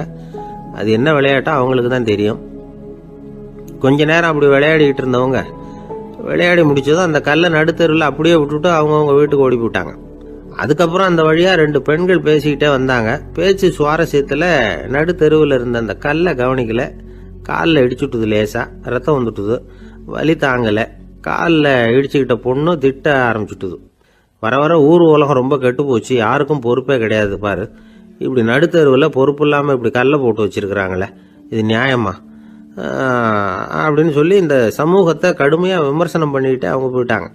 கொஞ்ச நேரம் கழிச்சு ஒரு வாலிபன் அந்த வழியாக வந்தான். அந்த கல்லை பார்த்தான், நின்னான், ஒரு நிமிஷம் யோசனை பண்ணான், என்ன பண்ணலாம்னு பார்த்தான். தன்னுடைய வீரத்தையும் பலத்தையும் காட்டணும்னு நினைச்சான். பின்னாடி போனான். அப்புறம் வேகமா ஓடி வந்து ஒரு சின்ன ஹை ஜம்ப் அப்படியே துள்ளி குதிச்சான். துள்ளி குதிச்சு தாண்டி அந்த பக்கமா போய் விழுந்தான். அப்படியே விசில் அடிச்சுக்கிட்டு அவன் பாட்டுக்கு நடந்து போறான். அடுத்தபடியா ஒரு காதல் ஜோடி அந்த வழியா வந்தது. நடுத்தெருவில் கல்லு கண்ணுல பட்டது. அவங்க 2 பேரும் ரொம்ப நெருக்கமா சேர்ந்து வந்துகிட்டு இருக்கிறாங்க. நடுவுல கல் இருக்கிறதுனால கொஞ்ச நேரம் 2 பேரும் விலகி மறுபடியும் இந்த பக்கம் வந்து சேர்ந்து போகணும். கொஞ்ச நேரம் நாம பிரிய வேண்டி இருக்குதே அப்படின்னு வருத்தத்தோட முணுமுணுத்துக்கிட்டே இந்த பக்கம் வந்தாங்க. அதுக்கப்புறம் வழக்கம் போல சேர்ந்து அவங்க பாட்டுக்கு எதிர்காலத்தை பத்தி கற்பனை பண்ணிக்கிட்டே போயிட்டாங்க. கடைசியா அந்த வழியா பார்வை இல்லாத ஒருத்தர் வந்துகிட்டு இருக்கார். அவர் கையில வழக்கமா வச்சிருக்கிற அந்த ஊன்றுகோல், கையில இருக்கிற அந்த ஊன்றுகோலால தனக்கு முன்னாடி அப்படியே அப்படியே தட்டிக்கிட்டு பார்த்துக்கிட்டே அவர் மெதுவா நடந்து வந்துகிட்டு இருக்கிறார். வழியில இருக்கிற அந்த கல்லு தட்டுப்பட்டது. உடனே நடுத்தெருவுல ஒரு கல் இருக்குங்கிறத அவர் புரிஞ்சுக்கிட்டார். உடனே குனிஞ்சார். அந்த கல்லை தடவி பார்த்து எடுத்தார். தெரு ஓரமா கொண்டுட்டு போய் போட்டார். அதுக்கப்புறம் அவர் பாட்டுக்கு அவர் வழியில நடந்து போனார். இப்போ இதுல பல பேர் வந்தாங்க போனாங்க. இவங்கள பார்வை உள்ளவங்க யார், பார்வை இல்லாதவங்க யார்? இப்படி ஒரு கேள்வி கேட்டா என்ன பதில் சொல்ல முடியும்? கொஞ்சம் யோசிச்சு பார்த்தா இன்னைக்கு பல பேர் இப்படிதான் இருந்துகிட்டு இருக்கிறோம். ஒரு ஆள் பாக்குறதுக்கு பெரிய மனுஷன் மாதிரி இருக்கார். ஒரு தெரு வழியா நடந்து வந்துகிட்டு இருந்தார். இருட்டு நேரம். வழியில ஒரு பெரிய கல்லு கிடந்தது, கருங்கல்லு. பார்த்தார். கொஞ்ச நேரம் யோசிச்சார். போய் தூக்கி பார்த்தா ரொம்ப கனமா இருந்தது. இன்னொரு ஆள் சேர்ந்தாதான் தூக்க முடியும். இவர் உடனே ரோட்டோரமா போய் ஒரு மரத்தடியில உட்காந்துக்கிட்டார். 2 பக்கமும் பார்த்துக்கிட்டே இருக்கார், யாராவது வர்றாங்களான்னு. கொஞ்ச நேரத்துல ஒருத்தர் வந்தார். இவருக்கு தெரிஞ்சவர். என்னங்க இந்த நேரத்துல இங்க உட்காந்துருக்கிறீங்கன்னு கேட்டார் அவர். அதோ அந்த கருங்கல் அப்படின்னு சுட்டி காட்டினார். ஓ, அதை தூக்கி ஓரமாக போடணுமா? வாங்க 2 பேரும் தூக்கலான்னார் வந்தவர். நான் அதுக்காக உட்காந்துருக்கலன்னார் இவர். பின்ன வேற எதுக்காகன்னார் அவர். ஒரு மனுஷன் கருங்கல்லில் காலை இடிச்சுக்கிட்டான்னா எப்படி துள்ளுவான்னு பார்க்கணுங்கிறது எனக்கு ரொம்ப நாளாக ஒரு ஆசை. அதுக்காக தான் உட்காந்துருக்கிறேன் அப்படின்னாராம். ஒரு நாள் ஒரு தகப்பனார் தன்னுடைய பிள்ளைய அழைச்சிட்டு வந்தார். சார், இவன் சரியாக படிக்க மாட்டேங்கிறான், பெரியவங்களை மதிக்க மாட்டேங்கிறான், நீங்கள் கொஞ்ச நாள் இவனுக்கு குருவாக இருந்து நல்ல விஷயங்களை சொல்லி கொடுத்தா தேவையில்லைன்னார். பெரியவங்களையே மதிக்காதவன் எப்படி என்ன மதிக்க போகிறான் அப்படிங்கிறது நமக்கு யோசனை வரும் இல்லையா? வேணாங்க, என்னை விட்டுருங்க அப்படின்னோம். அவர் விட மாட்டேன்னு விட்டார். இல்லைன்னா அவரே சிஷ்யன் ஆகிடுவார் போல இருந்தது. சரி, வேற வழி இல்லாமல் அந்த பையனையே என்னுடைய சீடை நான் ஏற்றுக்கிட்டு உபதேசமெல்லாம் பண்ண ஆரம்பித்தோம். அதாவது குரு பக்தின்னா அது எப்படி இருக்கணுங்கிறத பற்றி சொல்லி கொடுத்தோம் அவனுக்கு. சதமகர் அப்படின்னு ஒரு குரு இருந்தார். அவருக்கு ஒரு சீடர். அவன் பேர் துளசி சைதன்யன், நைஷ்டிக பிரம்மச்சாரி. தன்னுடைய குருவுக்கு எந்த நேரத்தில் எது தேவைங்கிறத புரிஞ்சுக்கிட்டு சேவை செய்கிறவன். ஆனால் இவனை பற்றி மற்ற சீடர்களுக்கு பொறாமை வந்துட்டுது. இவன் மட்டும் இப்படி இருக்கானேன்னு உடனே குரு கிட்ட போய் கோல் மூட்டினாங்க. அவன் சரியில்லை, அவன் நடந்துக்கிறது சரியில்லை, அப்படி இப்படின்னு எதையாவது சொல்லி. இருந்தாலும் இதையெல்லாம் அந்த குரு நம்பலை.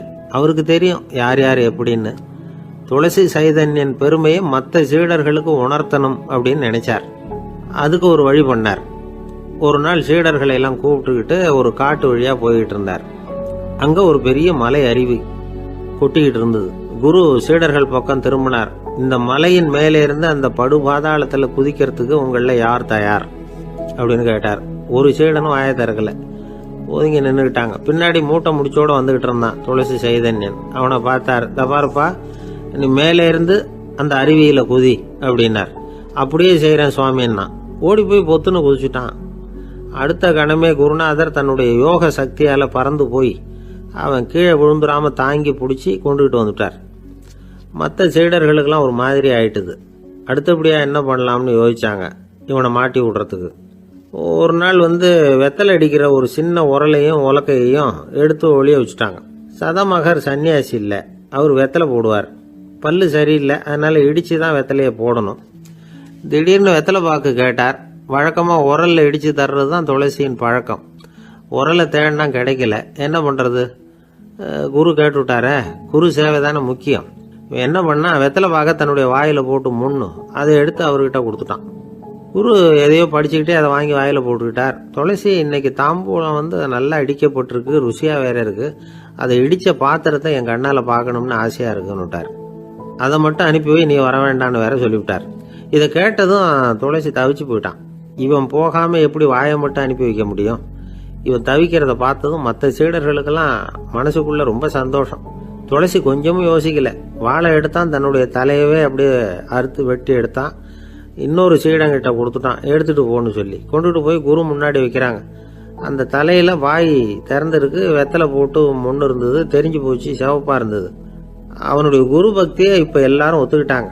அதுக்கப்புறம் குரு சதமகர் தன்னுடைய அற்புத திறமையினால அந்த தலையை மறுபடியும் ஒட்ட வச்சுட்டார்.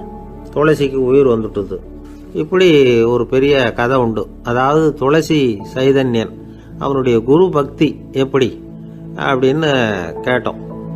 ரொம்ப அபாரம் அப்படின்னு அந்த பையன் அடக்கமா, சும்மா விளையாட்டுக்காக தான் அப்படி அவங்ககிட்ட கேட்டோம். ஏன்பா, உன்னுடைய குரு பக்தியை என்கிட்ட காட்டுறதுக்கு உன்னோட கழுத்தை நீயே அறுக்கணும்னு நான் சொன்னா அதை நீ செய்வியா அப்படின்னு கேட்டோம். என்னுடைய கழுத்தை நானே அறுக்க வேண்டிய அவசியம் இல்லை சார் அப்படின்னா அவன்.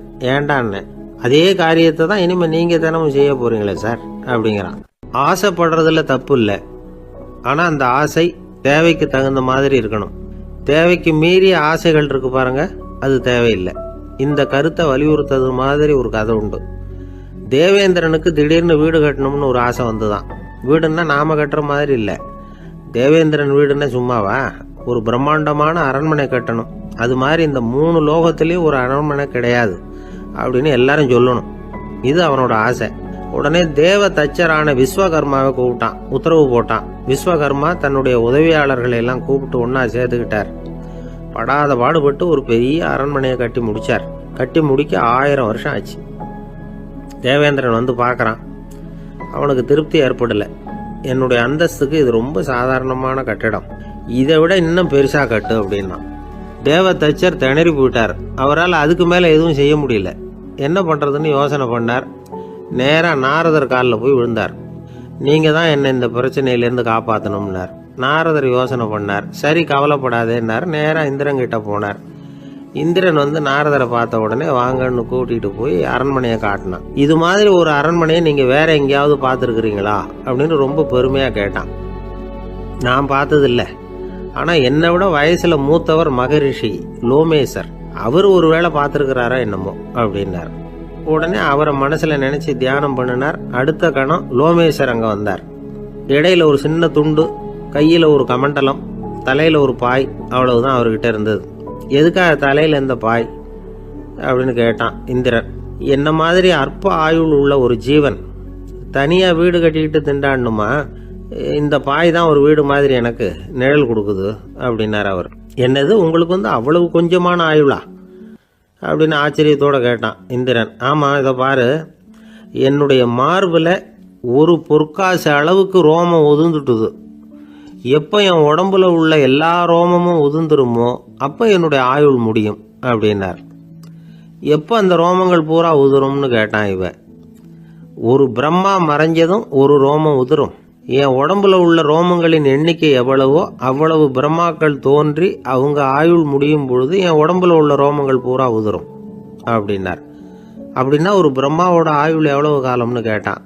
ஒரு பிரம்மாவுக்கு 100 தேவ வருஷம். ஒவ்வொரு தேவ வருஷத்துக்கும் 365 தேவ நாள். ஒவ்வொரு தேவ நாள்லயும் ஒன்ன மாதிரி 14 இந்திரர்கள் தோன்றி மறைகிறாங்க அப்படின்னு மகரிஷி லோமேசர் சொல்றார். இதை கேட்டதும் இந்திரன் ஆடி போட்டான். அவ்வளவு ஆயுள் உள்ள இவரே அற்ப ஆயுள்னு சொல்றார். நான் என்னுடைய ஆயுளை பெருசா நினைச்சுக்கிட்டு பிரம்மாண்டமான அரண்மனை கட்டணும்னு ஆசைப்படுறேனே அப்படின்னு நினைச்சான். எனக்கு வீடு கட்டின வரைக்கும் போதும்னு விட்டான். அதனால நாமெல்லாம் நம்முடைய தேவைக்கு தகுந்த மாதிரி ஆசைப்படுறது தான் நியாயம். ஆனால் அப்படியே நடந்துக்கிறோம். மனுஷன் வந்து கடவுளையே ஏமாத்தி காசு வாங்கறதுக்குள்ள ஆசைப்படுறான். ஒருத்தன் கடவுளை நினைச்சு தவம் இருந்தான். கடவுள் நேரில் வந்தார். தேவலோகத்தில் ரூபாய்க்கெல்லாம் என்ன மதிப்புன்னு கேட்டான். அங்கெல்லாம் ரூபாய்ங்கிறது உங்கள் பணத்தில் 1 கோடி ரூபாய்க்கு சமம். அதாவது தேவலோகத்தில் 1 ரூபான்னா இங்கே 1 கோடி ரூபா. அது மாதிரி எங்களுக்கு ஒரு நாளுங்கிறது உங்கள் கணக்கில் 1 கோடி வருஷத்துக்கு சமம் அப்படின்னார் கடவுள். அப்படின்னா எனக்கு நீங்கள் அதிகமாக எதுவும் தர வேணாம், உங்கள் கணக்குப்படி ஒரே 1 ரூபா கொடுங்க, அது போதும்னா இவன் ரொம்ப சாமர்த்தியமா. கடவுள் யோசனை பண்ணார். அது ஒன்றும் கஷ்டம் இல்லை, 1 ரூபா தானே கேட்குற, கொடுத்துட்றேன். ஆனால் இப்போ வரும்பொழுது நான் எடுத்துக்கிட்டு வரல, எங்கள் கணக்குப்படியே 1 நாள் பொறுத்துக்க பணத்தோடு வந்துடுறேன் அப்படின்னு சொல்லிவிட்டு பறந்து போயிட்டார். இயேசுநாதர்கிட்ட ஒருத்தர் வந்து கேட்டாராம், இயேசுவே என்னை எவ்வளவு நேசிக்கிறீர்கள் அப்படின்னு. அவர் தன்னுடைய 2 கைகளையும் அகல விரித்து இவ்வளவு என்று சொல்லி சிலுவையில் உயிர் நீத்தார் அப்படின்னு சொல்லுவாங்க. அதாவது அந்த நேசிப்புக்கு எல்லை கிடையாது, அதே போல மன்னிப்புக்கும் எல்லை கிடையாது. இது இயேசுநாதர் சொல்லி கொடுத்த ஒரு பாடம். இயேசுனுடைய சீடர்கள்ல ஒருத்தன் பீட்டர், அவன் ஒரு நாள் இயேசுநாதர்கிட்ட கேட்டிருக்கான், இயேசுவே நான் வந்து என்னுடைய தம்பி கிட்ட அடிக்கடி சண்டை போட்டுக்கிட்டு இருக்கிறேன், என்னுடைய சகோதரன் கூட, அவனை நான் எத்தனை தடவை மன்னிக்கிறது? ஏற்கனவே 7 தடவை அவனை மன்னிச்சுட்டேன் அப்படின்னு சொல்லியிருக்கிறான். அப்போ இயேசு சொன்னாராம், மன்னிக்கிறதுக்கு எத்தனை தடவைங்கிற கணக்கெல்லாம் கிடையாது. எத்தனை தடவை உன்னுடைய சகோதரன் உன்னை கோபப்படுத்துகிறானோ அத்தனை தடவை நீ மன்னிக்கிறதுக்கும் தயாரா இருக்கணும், அதுதான் அப்படின்னு சொன்னாராம். அப்போ இவனுக்கு ஒன்றும் புரியல, இது என்ன அவன் தப்பு பண்ணிக்கிட்டே இருப்பான், நாம மன்னிச்சுக்கிட்டே இருக்கிறதா அப்படிங்கிறது மாதிரி குழப்பமா இருந்திருக்கிறான். அப்போ இயேசுநாதர் தன்னுடைய சீடன் பீட்டர்கிட்ட ஒரு கதை சொன்னாராம். அந்த கதை இன்றைக்கு நாம் வந்து எல்லாரும் சிந்தித்து பார்க்க வேண்டிய ஒரு கதை. அதாவது மன்னிப்பை விரும்புகிறவர்கள் மன்னிக்கவும் தயாராக இருக்க வேண்டும் அப்படிங்கிறது தான் அந்த கதையினுடைய தத்துவம். அந்த இயேசுநாதர் சொன்ன கதை என்னன்னா, ஒரு மன்னர் இருந்தார். அவர் ஒரு நாள் அரண்மனையில் உட்காந்து கணக்கு வழக்குகள்லாம் பார்த்துக்கிட்டு இருந்தார். நம்ம அரண்மனையிலேருந்து யார் யார் அரசாங்க கடன் வாங்கியிருக்கிறாங்க, யார் யார் திருப்பி செலுத்தி இருக்கிறாங்க அப்படிங்கிற விவரத்தையெல்லாம் பார்த்துக்கிட்டு இருந்தார். அப்போதான் புரிஞ்சுது, அந்த அரண்மனையில் வேலை செய்கிற ஒருத்தனே அரசாங்க கடன் ஒரு வாங்கியிருக்கிறான். எவ்வளவு? 10,000 பொற்காசுகள் வாங்கியிருக்கான் கடன். இந்த 10,000 பொற்காசுகளை திருப்பி செலுத்தலை அரசாங்கத்துக்கு. இது மன்னர் கவனத்துக்கு வந்தது. உடனே நம்ம அரண்மனையில் இருக்கிறவனே அரசு கடன் வாங்கி திருப்பி செலுத்தாமல் இருக்கான், அவனை கூப்பிட்டு வாங்கன்னு சொல்லி கூப்பிட்டுட்டு வந்தாங்களாம். விசாரிச்சிருக்கிறாங்க. என்னப்பா நீ எவ்வளோ ஒன்று? ஆமாங்க 10,000 பொற்காசுகள் வாங்கியிருக்கிறேன், இன்னும் திருப்பி கட்டலைன்றான். உடனே அவர் மன்னர் சொல்லியிருக்கிறாரு, நம்ம சட்டத்திட்டப்படி நீ உடனே பணத்தை திருப்பி கட்டிடு. அப்படி உன்னால் கட்ட முடியலன்னா உன்னுடைய வீடு வாசல் சொத்து சுகம் எல்லாத்தையும் விற்று அந்த பணத்தை அரசு கருவூலத்தில் சேர்த்துக்கிறதுக்கு நானே ஏற்பாடு பண்ணிடுறேன் அப்படின்னு அந்த மன்னர் சொன்னாராம். இவன் அப்படியே அதிர்ச்சி ஆகிட்டான். அப்படியே பொத்துன்னு காலில் விழுந்தானா. மன்னா என்னை மன்னிச்சுங்க, என்னால் முடியல, எனக்கு மன்னிப்பு கொடுங்க அப்படின்ட்டுருக்கான். உடனே அவர் எழுந்திரிச்சு, சரி நீ மன்னிப்பு கேட்டுவிட்ட, அதனால் உன்னை மன்னிக்கிறேன், நீ பணம் கட்ட வேண்டாம் அப்படின்னு சொல்லி அந்த மன்னர் அவனை விட்டுட்டாராம். பணத்தையும் தள்ளுபடி போட்டார், நீ திருப்பி கட்ட வேண்டான்னு. இவனுக்கு ரொம்ப மகிழ்ச்சி. அதனால் ரொம்ப உல்லாசமாக வந்துகிட்டு இருக்கிறான். தெருவில் வந்துக்கிட்டு இருக்கிறப்ப இவங்கிட்ட கடன் வாங்கின ஒருத்தன் எதுக்கு வந்துகிட்டு இருக்கான். அவன் இவங்கிட்ட ஒரு 100 பொற்காசுகள் கடன் வாங்கியிருக்கான். அவன் வந்தான். இவன் போய் அவன் சாட்டையை பிடிச்சிக்கிட்டான், நீ எப்படா என் கடனை திருப்பி கொடுக்க போகிறேன்னு. அவன் இப்போ முடியல, கொஞ்சம் பொறுத்துக்கா, அப்புறம் தரேன் இருக்கான். அதெல்லாம் முடியாது, நீ கொடுத்து தான் ஆகணும் அப்படின்னு இவன் புடிவமாக சொல்கிறான். இப்போ நிலைமையை பாருங்க, இவன் ஏற்கனவே இவன் 10,000 பொற்காசுகள் அரசாங்கத்தில் கடன் வாங்கினா அதுக்கு மன்னிச்சு விட்டுட்டார் இவனை. ஆனால் இவன் இன்னொருத்தனை மன்னிக்கிறதுக்கு தயாராக இல்லை. இவங்கிட்ட கடன் வாங்கின இன்னொருத்தன் 10 பொற்காசுகள் அவனை மன்னிக்க தயாராக இல்லை. அவனை கொண்டு போய் நீதிமன்றத்தில் கொண்டு போய் நிறுத்தி தண்டனை வாங்கி கொடுத்துட்டான். நீதிபதி என்ன சொன்னார், அந்த இவன் வாங்கின பொற்காசுகளை திருப்பி கட்டுற வரைக்கும் ஜெயிலில் இருக்கணுங்கிறது தீர்ப்பு. ஆனால் உடனே அரசர் காதில் வந்து விழுந்தது. சொல்லிட்டாங்க, உங்ககிட்ட மன்னிப்பு வாங்கிட்டு போனானே ஒருத்தன், அவன் இன்னொருத்தனை மன்னிக்கிறதுக்கு தயாராக இல்லை, அவனை கொண்டு போய் ஜெயிலில் அடைச்சிட்டான் அப்படின்னு. உடனே மன்னர் பார்த்தார், இவனை மறுபடியும் கூப்பிட்டு வர சொன்னார். தபாரப்பா, நான் உன்னை மன்னிச்சு விட்டேன், ஆனால் நீ இன்னொருத்தனை மன்னிக்கிறதுக்கு தயாராக இல்லை, அதனால் என்னுடைய தீர்ப்பையும் மாத்துறேன், நீயும் அரசு கடன் தீர்ற வரைக்கும் ஜெயிலில் தான் இருக்கணும் அப்படின்னு சொல்லி ஜெயிலுக்கு அனுப்பிச்சிட்டாராம். இப்படி ஒரு கதையை இயேசுநாதர் தன்னுடைய சீடருக்கு சொன்னதாக ஒரு வரலாறு. அது என்ன, அதிலேருந்து நாம் புரிந்து கொள்ள வேண்டியதுன்னா, நாம் மன்னிக்கப்படணும்னு நாம் விரும்புகிறோம்னா நாம் இன்னொருத்தரை மன்னிக்கிறதுக்கு தயாராக இருக்கணும். அதனால் நாம் இன்னொருத்தரை யாரையும் மன்னிக்க மாட்டோம், ஆனால் என்ன இன்னொருத்தர் மன்னிக்கணும் அப்படிங்கிறது மாதிரி செய்யக்கூடாதுன்னு சொல்லுவாங்க.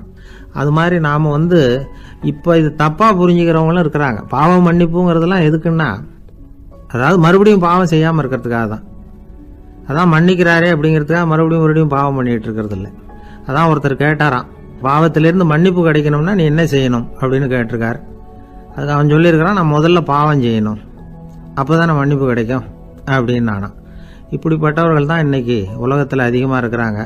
அதனால் இந்த மன்னிப்பின் மகத்துவங்கிறது இயேசுநாதர்கிட்டேருந்து தான் நாம் புரிஞ்சுக்கணும். அந்த இயேசு சொன்ன அந்த மன்னிக்கிற மனோபாவம் இருந்தால் இன்றைக்கி உலகம் பூராவும் அமைதி பூங்காவாக இருக்கும். அதில் ஒன்றும் ஆச்சரியமே இல்லை, அதில் ஒன்றும் சந்தேகமும் இல்லை. அதனால் மன்னிக்கிற மனோபாவத்தை நாம் எல்லாரும் நமக்குள்ளே வளர்த்து கொள்ள வேண்டும் அப்படிங்கிறது தான் நாம் இன்றைக்கு எல்லோரும் சிந்தித்து பார்க்க வேண்டிய ஒரு செய்தி. என்ன சார், உங்கள் பையன் என்ன செஞ்சுக்கிட்டு இருக்கிறான் இப்போ அப்படின்னு கேட்டார் ஒருத்தர். அடிக்கடி கண்ணாடி முன்னாடி நின்று அழகு பார்த்துக்கிட்டு இருக்கிறான் சார் அப்படின்னாரு அப்பா. இளம் பருவம் இப்படி தான் இருக்கும், அதையெல்லாம் சாதாரணமாக நினச்சிடாதீங்க அப்படின்னாரு அவர். என்ன சார் சொல்கிறீங்க, கண்ணாடி முன்னாடி நின்றுக்கிட்டு நேரத்தை வீணாக்கிக்கிட்டு இருக்கான், அதை ஒரு பெரிய விஷயமா நான் நினைக்கணுமா அப்படின்னாரு இவர். இளம் பருவத்தில் இளைஞர்களுக்கும் சின்ன பொண்ணுங்களுக்கும் அடிக்கடி கண்ணாடியில் பார்க்கணும்னு தோணும். அது வெறுமனே அழகு பார்க்கறது மட்டும் இல்லை, அவங்க தங்களையே தேடி கண்டுபிடிக்கிற ஒரு முயற்சி அது.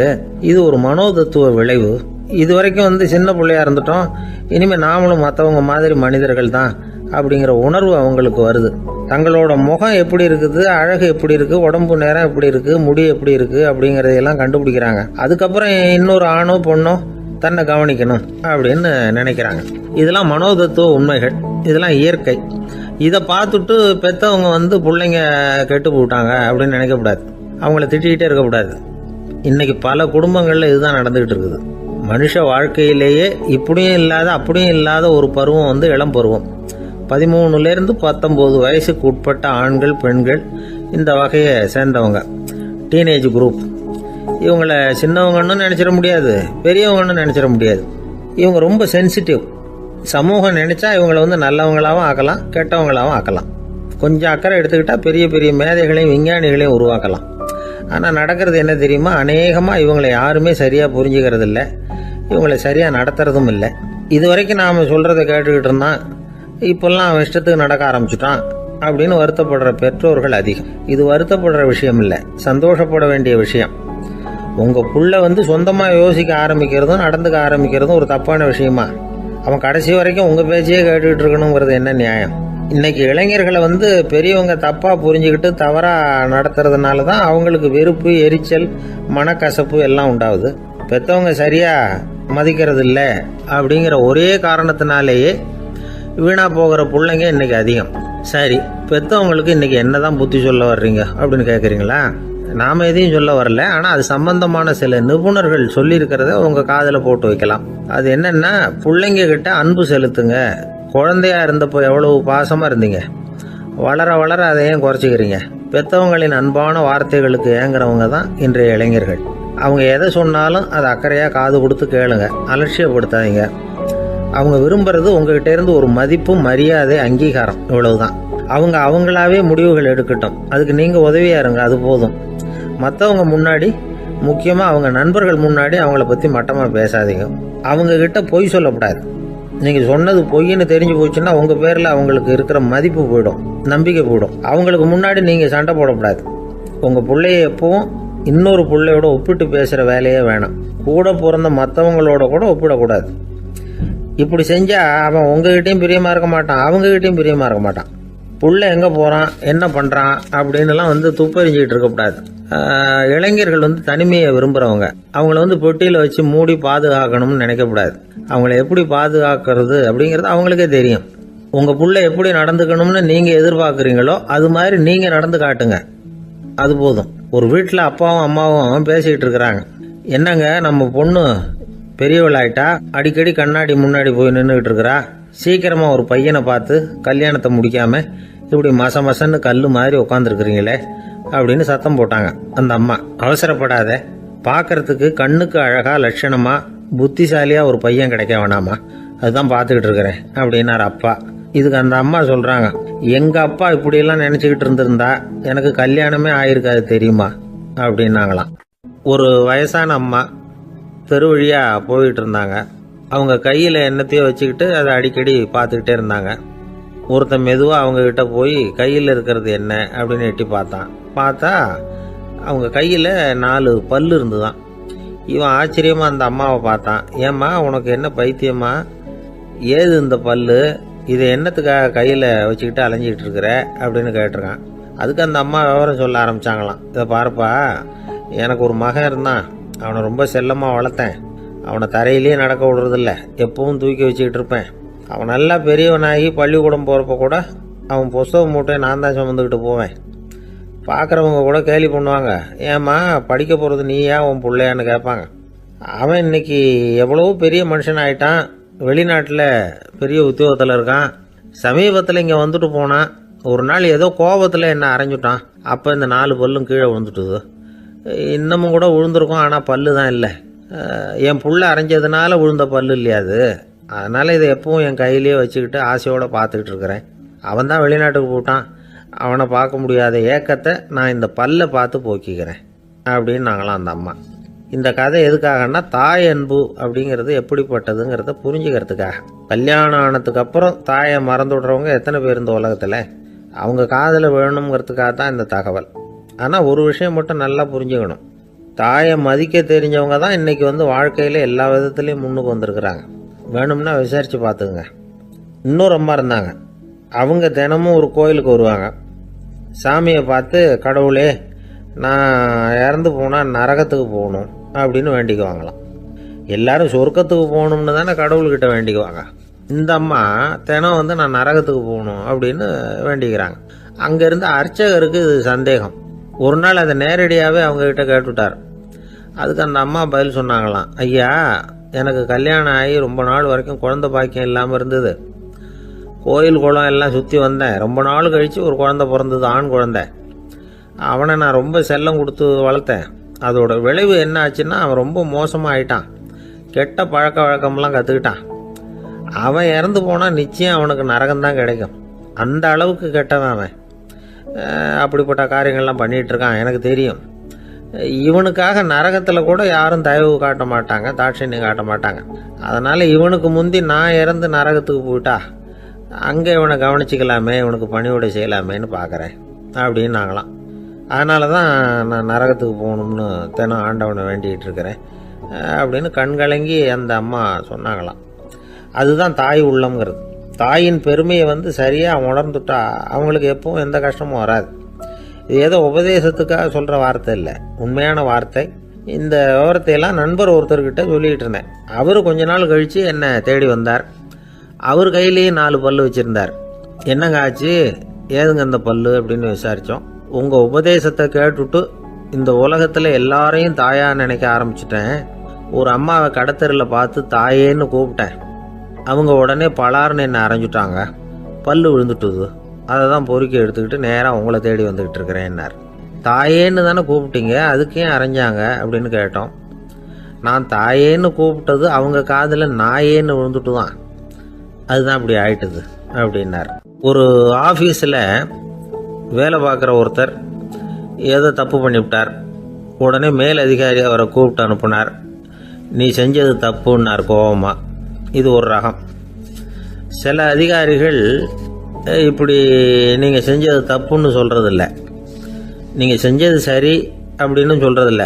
எப்படி சொல்லுவாங்கன்னா, நீங்கள் செஞ்சது சரியில்லைன்னு நான் நினைக்கிறேன் அப்படின்னு சொல்லுவாங்களாம். அதாவது சில பேர் நீங்கள் செஞ்சது தப்புங்கிறாங்க, அதையே மாற்றி சொல்கிறாரு இவர், நீங்கள் செஞ்சது சரியில்லைன்னு நினைக்கிறேன். இது ரெண்டும் அர்த்தம் ஒன்று தான், இருந்தாலும் வார்த்தைகள் வித்தியாசம். நிர்வாக திறமை இல்லாத ஒரு அதிகாரி யூ ஆர் ராங் அப்படின்னு சொல்லுவாராம். நிர்வாக திறமை உள்ள அதிகாரியாக இருந்தால் அதையே கொஞ்சம் மாற்றி I think you are not correct அப்படிம்பாராம். இதுதான் வித்தியாசம். இருந்தாலும் வார்த்தைகளை உபயோகப்படுத்துகிற விதத்தை வச்சு தான் வேலை நல்லா நடக்கிறதும் நடக்காததும் இருக்கு. விவரம் தெரிஞ்சவங்க என்ன சொல்கிறாங்க தெரியுமா? Be a leader not a boss அப்படிங்கிறாங்க. ஒரு லீடராக பாஸாக இருக்காதே அப்படிங்கிறாங்க. சரி, அப்படின்னா லீடருக்கும் பாஸுக்கும் வித்தியாசம் உண்டா அப்படின்னு கேட்டால் இருக்குன்னு சொல்கிறாங்க. லீடருங்கிறவர் வேற, பாஸுங்கிறவர் வேற. ஒரு லீடர் எப்படி நடந்துக்குவார், ஒரு பாஸ் எப்படி நடந்துக்குவார், இதை முதல்ல நாம் தெரிஞ்சுக்கணும். அவங்க எப்படி நடந்துக்குவாங்க அப்படிங்கிறதுக்கு சில விவரங்கள் இருக்குது. அதை கேட்டோம்னா நாம் புரிஞ்சுக்கலாம் அதை. அதாவது பாஸுங்கிறவர் விரட்டிக்கிட்டே இருப்பார், லீடருங்கிறவர் ஊக்கப்படுத்திக்கிட்டே இருப்பார். நாளைக்கு சாயந்தரத்துக்குள்ளே அந்த வேலையை செஞ்சு முடிக்கலைன்னா தொலைச்சி விடுவோம் தொலைச்சி அப்படிம்பார் அவர். இவர் எப்படி சொல்லுவார்னா, இது வரைக்கும் நீங்கள் செஞ்சுருக்கிற வேலை ரொம்ப அற்புதம் அப்படிம்பார். பாஸுங்கிறவர் அதிகாரத்தை நம்பி செயல்படுறவர், லீடருங்கிறவர் நல்லெண்ணத்தை நம்பி செயல்படுறவர். நம்மக்கிட்ட அதிகாரம் இருக்குது, பவர் இருக்குது, அதனால் காரியத்தை சாதிச்சுடலாம் அப்படின்னு நினைக்கிறவர் அவர். மற்றவங்க கிட்ட ஒரு நல்ல அபிப்பிராயத்தை சம்பாதிச்சுக்கிட்டு அது மூலமாக காரியங்களை சாதிக்கிறவர் இவர். பாஸுங்கிறவர் பயத்தை உண்டு பண்ணுவார், லீடருங்கிறவர் அன்பை பரவ செய்வார். அது செய்யலைன்னா ஆடிட்டில் தகராறாயிடும், இது செய்யலைன்னா இன்க்ரிமெண்ட் கட் ஆகிடும், இப்படி ஏதாவது சொல்லி பயமுறுத்திக்கிட்டே இருப்பார் அவர். இவர் அப்படி இல்லை. உடம்பு இப்படி இருக்குது, வீட்டில் எல்லோரும் சௌக்கியமாக இருக்கிறாங்களா, ஆஃபீஸில் எல்லாம் வசதியாக இருக்குதா, நான் ஏதாவது உதவி செய்யணுமா அப்படின்னு அன்புக்கு முக்கியத்துவம் கொடுப்பார்.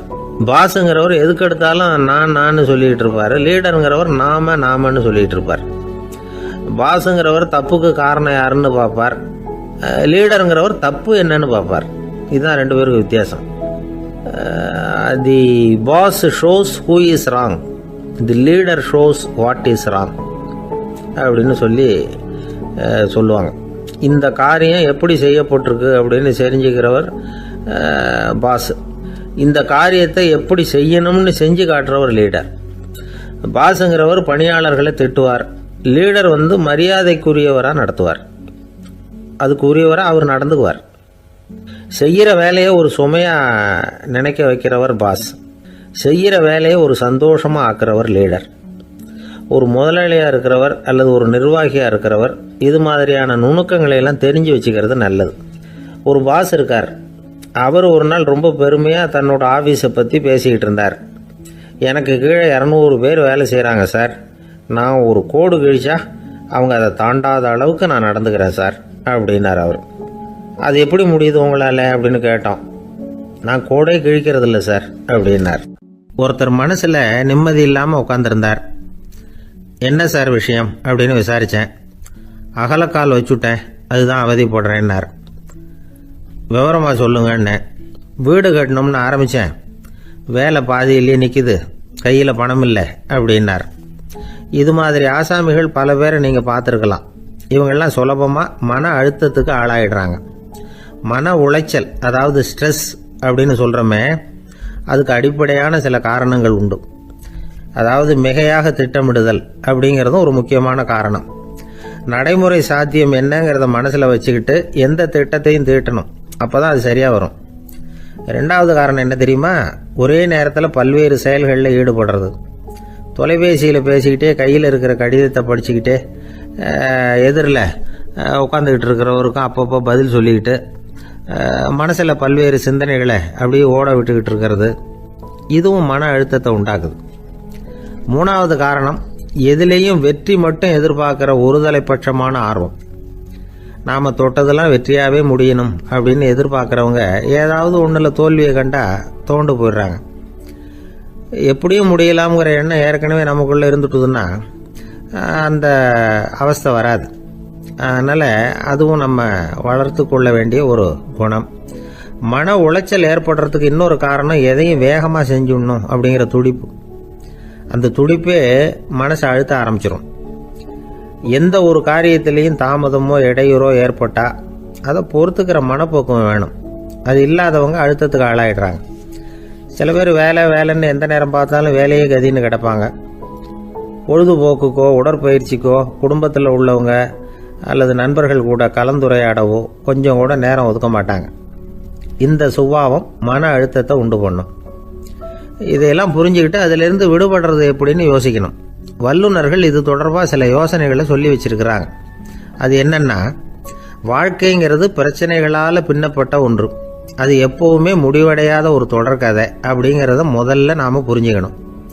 ஒரே நேரத்தில் ஒரு காரியத்தில் மட்டுமே நாம் கவனம் செலுத்தணும். அடுத்தவங்க காரியத்தில் தலையிடக்கூடாது. எதையும் பேச ஆரம்பிக்கிறதுக்கு முன்னாடி நம்மை நாமே கேட்டுக்க வேண்டிய கேள்வி 2. 1, நான் சொல்ல போகிறது ரொம்ப முக்கியமானதா? 2வது, நான் சொல்கிறத அவங்க கேட்கறதுக்கு ஆசைப்படுறாங்களா? நான் பேசுறதுக்கு அது சரியான நேரம் தானா? இதை யோசித்து பார்த்ததுக்கப்புறம் எதையும் பேச ஆரம்பிக்கணும். முடிஞ்ச அளவுக்கு வளைந்து போகிற சுபாவத்தை வளர்த்துக்கணும். நம்ம நேரம் விலை மதிப்பு இல்லாதது, அதை வீணாக்கக்கூடாது. சிரிக்க தெரியலனாலும் பரவாயில்ல, முகத்தில் கொஞ்சம் புன்முறுவலாவது காட்டணும். இதெல்லாம் ரொம்ப முக்கியம். அடுத்தவங்க ஏதாவது செஞ்சால் உடனே நன்றி சொல்ல மறக்கக்கூடாது. தினமும் கொஞ்சம் நேரத்தை தனிமையில் செலவு பண்ணணும். மன உளைச்சலிருந்து விடுபடுறதுக்கு 3 முக்கிய வழிகள் சொல்கிறாங்க. அதை சுருக்கமாக ரெட் அப்படின்னு சொல்கிறாங்க. RED ஆங்கில எழுத்தில். அந்த முதல் எழுத்து R, அது என்னென்னா ரிலாக்ஸேஷன், அதாவது இடை ஓய்வு. 2வது E எக்ஸர்சைஸ், உடற்பயிற்சி. 3வது டயட், திட்டமிட்ட உணவு முறை. அதனால் தியானம், மூச்சு பயிற்சி இதெல்லாம் இந்த இடை ஓய்வுக்கு வழிகள். எந்த வேலையையும் தொடர்ந்து செய்யக்கூடாது. எல்லார்கிட்டையும் கலகலப்பாக பழகணும். மாதத்துக்கு ஒரு நாளாவது குடும்பத்தோடு வெளியில் போயிட்டு வரணும். சுலபமான உடற்பயிற்சிகளை செய்யலாம். உடற்பயிற்சிங்கிறது நமக்காக நாம் செய்கிற ஒரு நீண்டகால முதலீடு அப்படின்னு சொல்லுவாங்க. அதாவது லாங் டேர்ம் இன்வெஸ்ட்மெண்ட்டாக.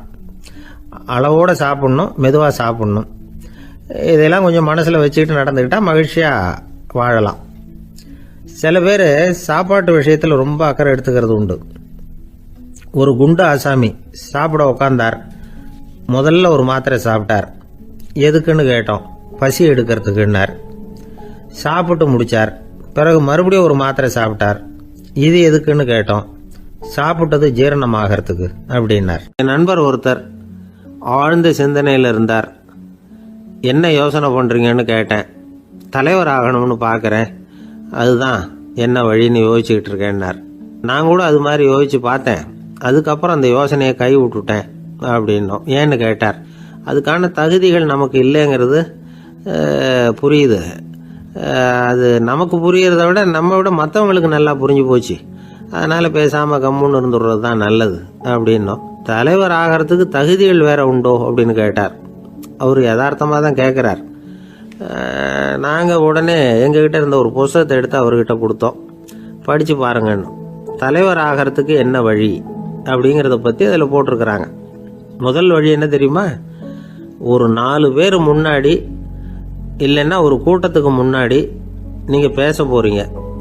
அப்போ எப்படி ஆரம்பிக்கணும்னா, உண்மையான புகழ்ச்சி, நேர்மையான பாராட்டு இதோடு ஆரம்பிக்கணும். எடுத்ததுமே அது சரியில்லை இது சரியில்லைன்னு பேசிகிட்டு இருக்கக்கூடாது. மக்களை பார்த்து நீங்கள் தான் தப்பு பண்ணிவிட்டீங்க அப்படின்னு நேரடியாக சொல்லக்கூடாது. தவறு இருந்தாலும் அதை மறைமுகமாக ஏதாவது கதை சொல்லி அதிலிருந்து அவங்க புரிஞ்சுக்கிற மாதிரி செய்யணும். அடுத்தவங்க பண்ண தப்பு என்னன்னு அலசறதுக்கு முன்னாடி நீங்கள் பண்ணின தப்பு என்னங்கிறத பற்றியே பேசுங்க. எதுக்கும் நேரடியாக உத்தரவு போட்டுக்கிட்டு இருக்கக்கூடாது. இதை நீங்கள் செய்யணும் அப்படின்னு சொல்கிறதுக்கு பதிலாக நீங்கள் இப்படி செஞ்சால் எப்படி இருக்கும் அப்படின்னு கேள்வி மாதிரி கேட்கணுமா. இப்படி கேட்டால் அது உத்தரவு மாதிரி தெரியாதான். அடுத்தவங்க மரியாதையை காப்பாற்றுறது மாதிரி பேசணுமா. உங்கள் பேச்சு இன்னொருத்தரை அவமானப்படுத்துறது மாதிரி இருக்கக்கூடாதான். ஏண்டா இவங்கிட்ட போய் மாட்டிக்கிட்டோம்னு யாரும் நினச்சிடக்கூடாது. ஒவ்வொரு சின்ன வளர்ச்சியையும் பாராட்டணும். வெற்றி சாதாரணமாக இருந்தாலும் பாராட்டாமல் இருந்துடக்கூடாது. பாராட்டும் பொழுது தாராளமாக இருக்கணும். குறை சொல்லும் பொழுது கவனமாக இருக்கணும். வாய்க்கு வந்தபடி பேசிவிட்டா அதுக்கப்புறம் வகையாக மாட்டிக்கிட்டு முழிக்க வேண்டியிருக்கும். நீங்கள் பேசுறது இன்னொருத்தருக்கு ஒரு கௌரவத்தையும் மரியாதையும் உண்டு பண்ணுறது மாதிரி இருக்கணும். நீங்கள் பேசுறது அடுத்தவங்களுக்கு இருக்கிற கொஞ்ச நெஞ்ச மரியாதையும் எடுத்து விடுறது மாதிரி இருக்கக்கூடாது. உங்கள் பேச்சை கேட்டால் கேட்குறவங்களுக்கு ஒரு ஊக்கம் வரணும், உற்சாகம் வரணும். தவறு எதுவாக இருந்தாலும் அதை சுலபமாக திருத்திக்கலாம், சரி பண்ணிக்கலாங்கிறது மாதிரி இருக்கணும் உங்கள் பேச்சு. அடுத்தவங்களை சந்தோஷப்படுத்துங்க. உங்கள் யோசனையை கேட்டு நடந்துக்கிறதுனால அந்த சந்தோஷம் அவங்களுக்கு கிடைக்கணும். இந்த தகுதியெல்லாம் உங்ககிட்ட இருந்தால் நீங்கள் ஒரு சிறந்த தலைவராகலாம் அப்படின்னு அந்த புஸ்தகத்தில் போட்டிருக்கு. இந்த காலத்தில் தலைவர் ஆகிறதுக்கு வேறு சில தகுதிகள்லாம் கூட தேவைப்படுது. ஒரு புள்ள தன்னுடைய அப்பா கிட்ட, அப்பா உன்ன மாதிரியே நானும் அரசியலில் சேரணும், தலைவர் ஆகணும்னு ஆசைப்படுறேன், இன்னையிலேருந்து எனக்கு அரசியல் பாடம் கற்றுக் கொடு அப்படின்னு கேட்டிருக்கான். அவரும் சரின்னு சொல்லிவிட்டு ஒரு பெரிய ஏணியை எடுத்துகிட்டு வந்தாரான். ஒரு செவுத்தில் சாத்தினார். இந்த ஏணியில் ஏறி உயர போய் அங்கே பரன் மேலே இருக்கிற ஒரு புத்தகத்தை எடுத்துகிட்டு வாடான் இருக்கார் மகனை பார்த்து. அப்பா ஏணி ரொம்ப உயரமாக இருக்குது, நீ ஜாக்கிரதையாக இதை பிடிச்சிக்கோ, நான் ஏறி போகிறேன் அப்படின்னு நான் பையன். பயப்படாத நான் பார்த்துக்கிறேன்னார் அப்பா.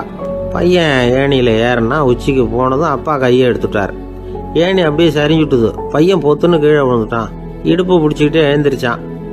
என்னப்பா இது, இப்படி என்னை ஏற விட்டுட்டு கையை விட்டுட்டியே, இப்படி கைவிடலாமா அப்படின்னு கத்தியிருக்கான். அப்பா நிதானமாக சொன்னாராம், அவசரப்படாதேப்பா, அரசியலில் இதுதான் முதல் பாடம், பெத்த அப்பனா இருந்தாலும் அவனை நம்பாதே அப்படின்னு உபதேசம் பண்ண ஆரம்பிச்சாராம். என்னுடைய நீண்டகால நண்பர் ஒருத்தர் வருஷம் தவறாமல் திருநள்ளாறு அப்படிங்கிற திருத்தலத்துக்கு போயிட்டு வர்றது வழக்கம். அங்கே என்ன சார் விசேஷம்னு கேட்கறது உண்டு. என்ன இப்படி கேட்குறீங்க, சனி பகவான் நலன் விருப்பப்படி அங்கே தானே எழுந்தருளி இருக்கிறார், அவரை போய் பார்த்து ஒரு கும்பிடு போட்டுட்டு வந்தா நம்ம பிடிச்சிருக்கிற சனியெல்லாம் விலகும் அப்படிம்பார். சத்தம் போட்டு சொல்லாதீங்க சார், வீட்டில் வேற யார் காதிலாவது இது விழுந்துற போது அப்படின்னு சொல்றது உண்டு வர்றவங்க. இப்போ நான் சொல்றதுல உள்ள நியாயத்தை புரிஞ்சுக்கிட்டு அவரும் கொஞ்சம் எச்சரிக்கை உணர்வோட நமக்கு நன்றி சொல்லுவார்னு வச்சுங்களேன். அதாவது பார்வை மூலமாகவே. அந்த நண்பருக்கு ஆன்மீக விஷயங்கள்ல அதிக ஈடுபாடு உண்டு. அப்பப்போ சில புராண கதைகளை எல்லாம் சொல்றது உண்டு. ரொம்ப சுவாரஸ்யமா இருக்கும். எப்பவுமே புராண விஷயங்களை எல்லாம் அறிவியலுங்கிற தராசில வச்சு எடை போட்டுட்டு இருக்கக்கூடாது. அப்படி பார்த்தா அதெல்லாம் நம்ப முடியாத வெறும் கற்பனைகளா தோணும், மூட நம்பிக்கைகளாகவும் தெரியும். புராணங்களை புராணங்களாவே புரிஞ்சுக்கிறவங்களுக்கு அதெல்லாம் அர்த்தமுள்ள செய்திகளை உள்ளடக்கி இருக்கிறதாக தெரியும். அந்த வகையில தான் இந்த நண்பரும் நிறைய செய்திகளை சொல்றது உண்டு. சனியை போல கொடுக்கிறவனும் இல்லை, சனியை போல கெடுக்கிறவனும் இல்லை அப்படின்னு சோதிடர்கள் சொல்லுவாங்க. நாம ஏதாவது ஒரு வம்புல மாட்டிக்கிட்டா பிடிச்சது சனி அப்படிங்கிறோம்.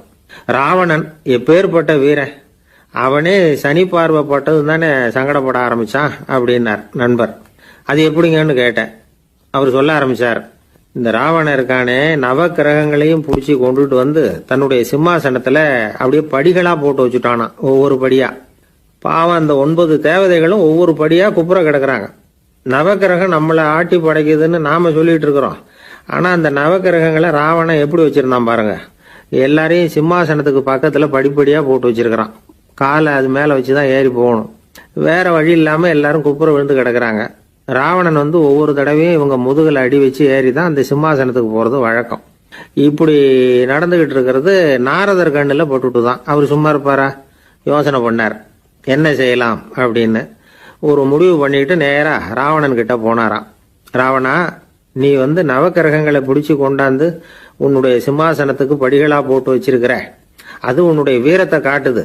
இருந்தாலும் ஒரு விஷயத்த நீ யோசிச்சு பார்க்கணும். ஒவ்வொரு தடவை நீ சிம்மாசனத்துக்கு போகும் பொழுதும் நவக்கிரகங்களின் முதுகல் அடி வச்சு நீ ஏறி போற. அது உனக்கு பெருமை கிடையாது. அவங்களுடைய மார்புல அடி வச்சு ஏறி போகணும், அதுதான் உனக்கு பெருமை அப்படின்னாரா. இவர் சொல்றதும் சரிதானே அப்படின்னு யோசிச்சிருக்கான் ராவணன்.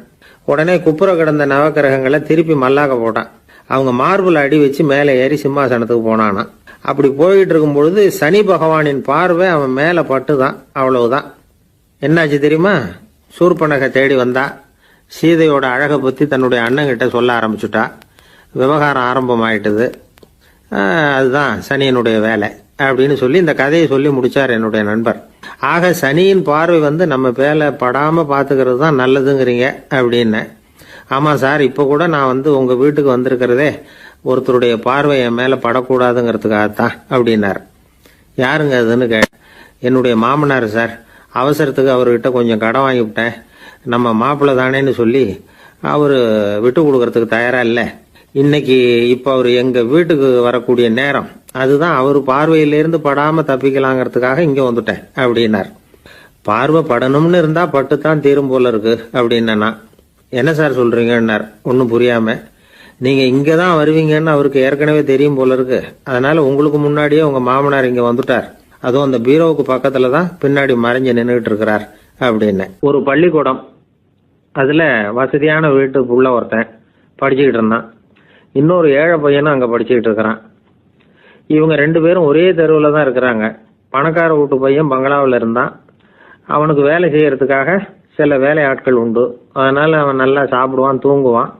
ஏதோ வரணுமேங்கிறதுக்காக பள்ளிக்கூடத்துக்கு வருவான், போவான், அவ்வளவுதான். இந்த ஏழை பையன் இருக்கானே, அவன் அப்படி இல்லை. காலையில எழுந்திருப்பான், உடற்பயிற்சி பண்ணுவான். அவங்க வீட்டுல கிடைக்கிற சாதாரண உணவு அதை அளவோட சாப்பிடுவான். வீட்டுல உள்ள வேலைகளையும் செய்வான். பள்ளிக்கும் தவறாம வந்துருவான். அவனுக்கு கூட பிறந்த சகோதர சகோதரிகள் 8 பேர். எல்லாரும் தன்னம்பிக்கையோட அவங்க வேலையை செஞ்சுக்கிட்டு இருந்தாங்க. இந்த பையன் எப்பவும் உண்மையை தான் பேசுவான், கடமையை ஒழுங்கா செய்வான். ஆசிரியர்களுக்கு இவனை ரொம்ப பிடிக்கும். அதனால இவன் அந்த பள்ளிக்கூடத்து மாணவர் தலைவனா ஆக்கியிருந்தாங்க. இது அந்த பெரிய இடத்து பையனுக்கு பிடிக்கல. மாணவர் தலைவனுக்கு பணிஞ்சு போறதுக்கும் அவனுக்கு விருப்பம் இல்லை.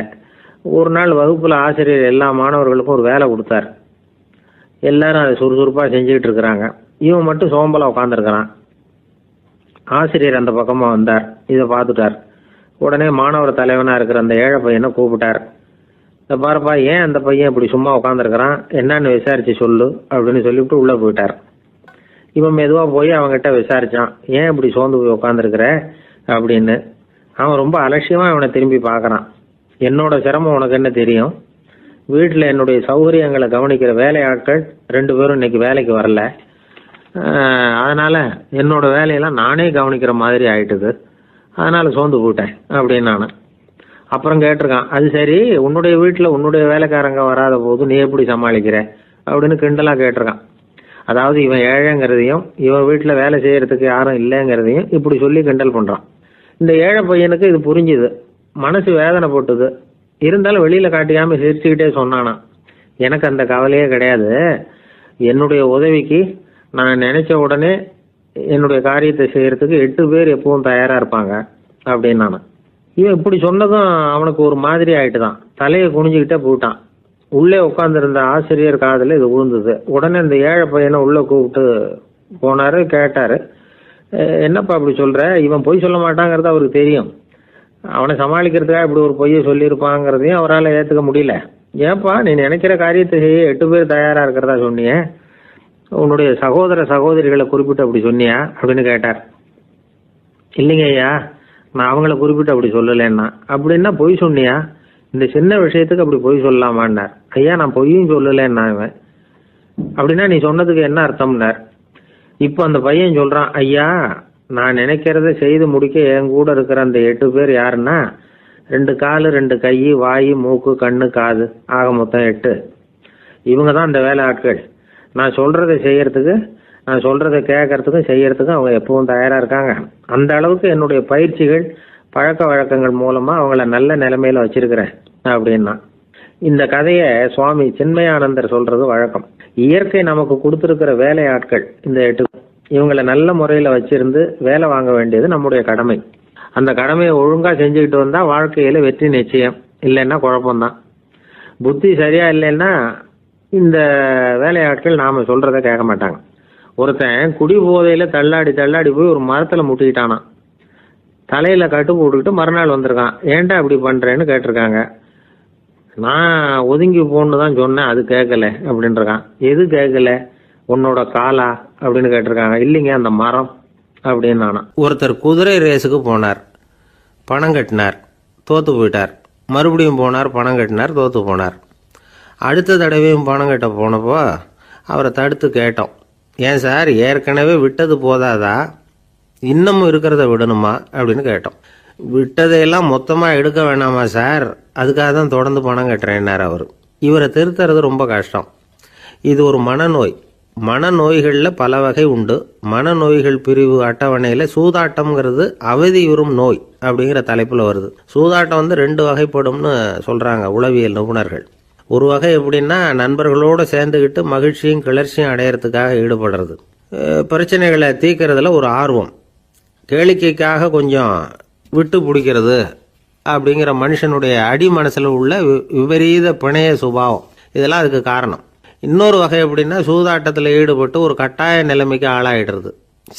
ஈடுபடு அப்படின்னு மனசு ஒரு வெறித்தன்மையை தூண்டிக்கிட்டே இருக்கும். இப்படிப்பட்டவங்களுக்கு நாம் தோத்துக்கிட்டு இருக்கோங்கிறது தெரியும், நாம் ஜெயிக்கிறதுக்கான சந்தர்ப்பம் இல்லைங்கிறதும் தெரியும். இதனால் நமக்கும் கஷ்டம், நம்ம சுற்றி இருக்கிறவங்களுக்கும் கஷ்டங்கிறதும் புரியும். அப்படி இருந்தும் சூதாடுவாங்க. இதுக்கு காரணம் சூதாடியின் பகற்கனவு அப்படிங்கிறாங்க நிபுணர்கள். இந்த நிலைமைக்கு கட்டாய சூதாட்டம் அல்லது நிர்பந்த சூதாட்டம் அப்படின்னு பேர் வச்சிருக்கிறாங்க. இப்படிப்பட்ட ஆசாமி இருக்கிறது பூரா விட்டுருவான், கடன் வாங்குவான், திருடுவான். இருந்தாலும் என்னைக்காவது ஒரு நாள் ஜெயிச்சிருவேன் அப்படின்னு சொல்லிக்கிட்டே இருப்பான். விட்டதை எடுத்துருவேங்கிற ஒரு நம்பிக்கை சுடர் அவனுக்குள்ளே எரிஞ்சுக்கிட்டே இருக்கும். இவனை மனநோயாளி அப்படின்னு சொல்லிட முடியாதான். என்ன காரணம்னா, இது மாதிரி ஆளுங்க கிட்ட மன போராட்டமோ கவலையோ பதட்டமோ இருக்கிறது இல்லை. சில விசேஷமான குணங்கள் இவங்க கிட்ட உண்டு. எதிர்ப்பு உணர்ச்சி, சிறுபிள்ளைத்தனம், சட்ட திட்டங்களையும் சம்பிரதாயங்களையும் உட தெரியாத மனப்போக்கு, பொறுப்பில்லாத தன்மை, நெறி தவறி நடக்கிறது எல்லாம் இவங்ககிட்ட உண்டு. ஆனால் வெளிப்பார்வைக்கு ரொம்ப சிநேகமாக இருப்பாங்க, அன்பாக இருப்பாங்க. அப்படி இருக்கிறதாக காட்டிக்குவாங்க. ஆதாயம், சுயலாபம் இதெல்லாம் கருதி தான் பழகுவாங்க. இவங்க கேட்குறப்ப நாம் பணம் கொடுக்கலன்னு வச்சுக்கோங்க, நம்மளை கை விட்டுருவாங்க. நம்ம மேலே அபாண்டமாக பழி சுமத்துறது கூட தயங்க மாட்டாங்க. தங்களுடைய சூதாட்ட நடவடிக்கைகளுக்கு சாதகமான காரணங்களை சொல்லிகிட்டு இருப்பாங்க. நீ வேணும்னா பாரு, ஒரே நாளில் நான் இழந்ததையெல்லாம் மீட்டு லட்சாதிபதி ஆறேன்னா இல்லையா பாரு அப்படிம்பாங்க. தோற்று போகிறத ஒரு படிப்பினையாக இவங்க எடுத்துக்கிறதே இல்லை. தோற்று போகிறதுலேயே இவங்களுக்கு ஒரு அலாதியான சுகம். தனக்குத்தானே துன்பத்தை வரவழைச்சிக்கிட்டு இன்பம் அடையிறதுக்கு தன்வதை சுகம் அப்படின்னு பேர். இவங்கெல்லாம் அந்த ரகம். சில பேர் எப்படி தெரியுமா, மந்திர எண்ணங்களை வரவழைச்சிக்கிறது, சூதாடுறதுக்காக ஆஃபீஸில் கையாடல் பண்ணுறது, அடுத்தவங்க கிட்ட இருந்து திருடுறது. இந்த மந்திர எண்ணம் தீவிரமாச்சுன்னா ஒரு மாதிரியாக பேச ஆரம்பிச்சிருவாங்க. தோல்வி தான் சார் வெற்றிக்கு முதல் படியும்பாங்க. தன்னால் பகடக்காய்களையும் குதிரை ஓட்டிகளையும், அதாவது இந்த ஜாக்கிகள், அதெல்லாம் கட்டுப்படுத்த முடியுங்கிற பித்து நிலைக்கு இவங்கெல்லாம் தள்ளப்பட்டுருவாங்க. சில சூதாடிகள் ஆராய்ச்சி பார்த்ததில் என்ன தெரிய வந்தது தெரியுமா, அவங்கெல்லாம் குழந்தை பருவத்தில் அன்புக்காக ஏங்கினவங்களாம், புறக்கணிக்கப்பட்டவங்களாம், உதவிகளை பெற முடியாதவங்க, இப்படிலாம் இருந்திருக்கிறாங்க. இவங்க வளர வளர மற்றவங்க சௌகரியம் பற்றி அக்கறை இல்லாதவங்களாக ஆயிடுறாங்க. அதிர்ஷ்ட தேவதை தன்னோட இருக்கிறாங்க அப்படிங்கிற அசையாத நம்பிக்கை இவங்களுக்கு. இவங்களை திருத்துறது ரொம்ப கஷ்டம். அதனால் பந்தயம், சூதாட்டம் இது மாதிரியான விஷயங்களை விட்டு விலகியே இருக்கிறது தான் நமக்கு நல்லது. ஒரு ஆள் சொன்னான், என்னுடைய குதிரை வேகமாக ஓடுறதுக்கு என்ன வழி அப்படின்னு கால்நடை மருத்துவர்கிட்ட யோசனை கேட்டேன். அவர் ஒரு பாட்டில் நிறைய மாத்திரைகளை கொடுத்து தினம் 2 மாத்திரை வீதமாக கொடுக்க சொன்னார். முதல் நாள் 2 மாத்திரையை கொடுத்துட்டு அது மேலே ஏறி உட்கார்றதுக்கு போனேன். அவ்வளவுதான். அதுக்குள்ளே அது அம்பு மாதிரி பாஞ்சு ஓடி போச்சு. நான் இன்னும் உட்காரவே இல்லை, அதுக்குள்ளே பாஞ்சு ஓடி போச்சு அப்படின்னா. அடடா, அப்புறம் நீங்கள் என்ன பண்ணீங்க அப்படின்னு கேட்டாங்க. என்ன பண்ணுறது, மீதி மாத்திரை பூராவே நான் முழுங்கி விட்டு அதுக்கப்புறம் துரத்தி பிடிச்சி அது மேலே ஏறி உட்காந்தேன் அப்படின்னா அவன். பொங்கல் திருநாள்னா இது ஏதோ அறுவடை திருநாள் அப்படின்னு சொல்லுவோம். அதாவது வருஷம் பூரா நாம் பாடுபட்டு அதனுடைய பலனை அனுபவிக்கிற நாள் அப்படிங்கிறது நாம் சொல்லிகிட்டு இருக்கிறது. இது முக்கியமாக இது ஒரு நன்றி அறிவிப்பு நாள் அப்படின்னு சொல்லுவாங்க. இன்றைக்கி நிறைய நன்றி அறிவிப்பு கூட்டம்லாம் நடந்துக்கிட்டு இருக்குல்ல. அது மாதிரி விவசாயிகள் நடத்துகிற ஒரு நன்றி அறிவிப்பு விழா இது. யாருக்கு நன்றி சொல்கிறாங்கன்னா ஆதவனுக்கு. அதாவது சூரியன் இல்லைன்னா விவசாயம் இல்லை. அதனால் ஆதவனுக்கு நன்றி செலுத்துகிற நாளாக இந்த பொங்கல் திருநாளை நாம் கொண்டாடுறோம்.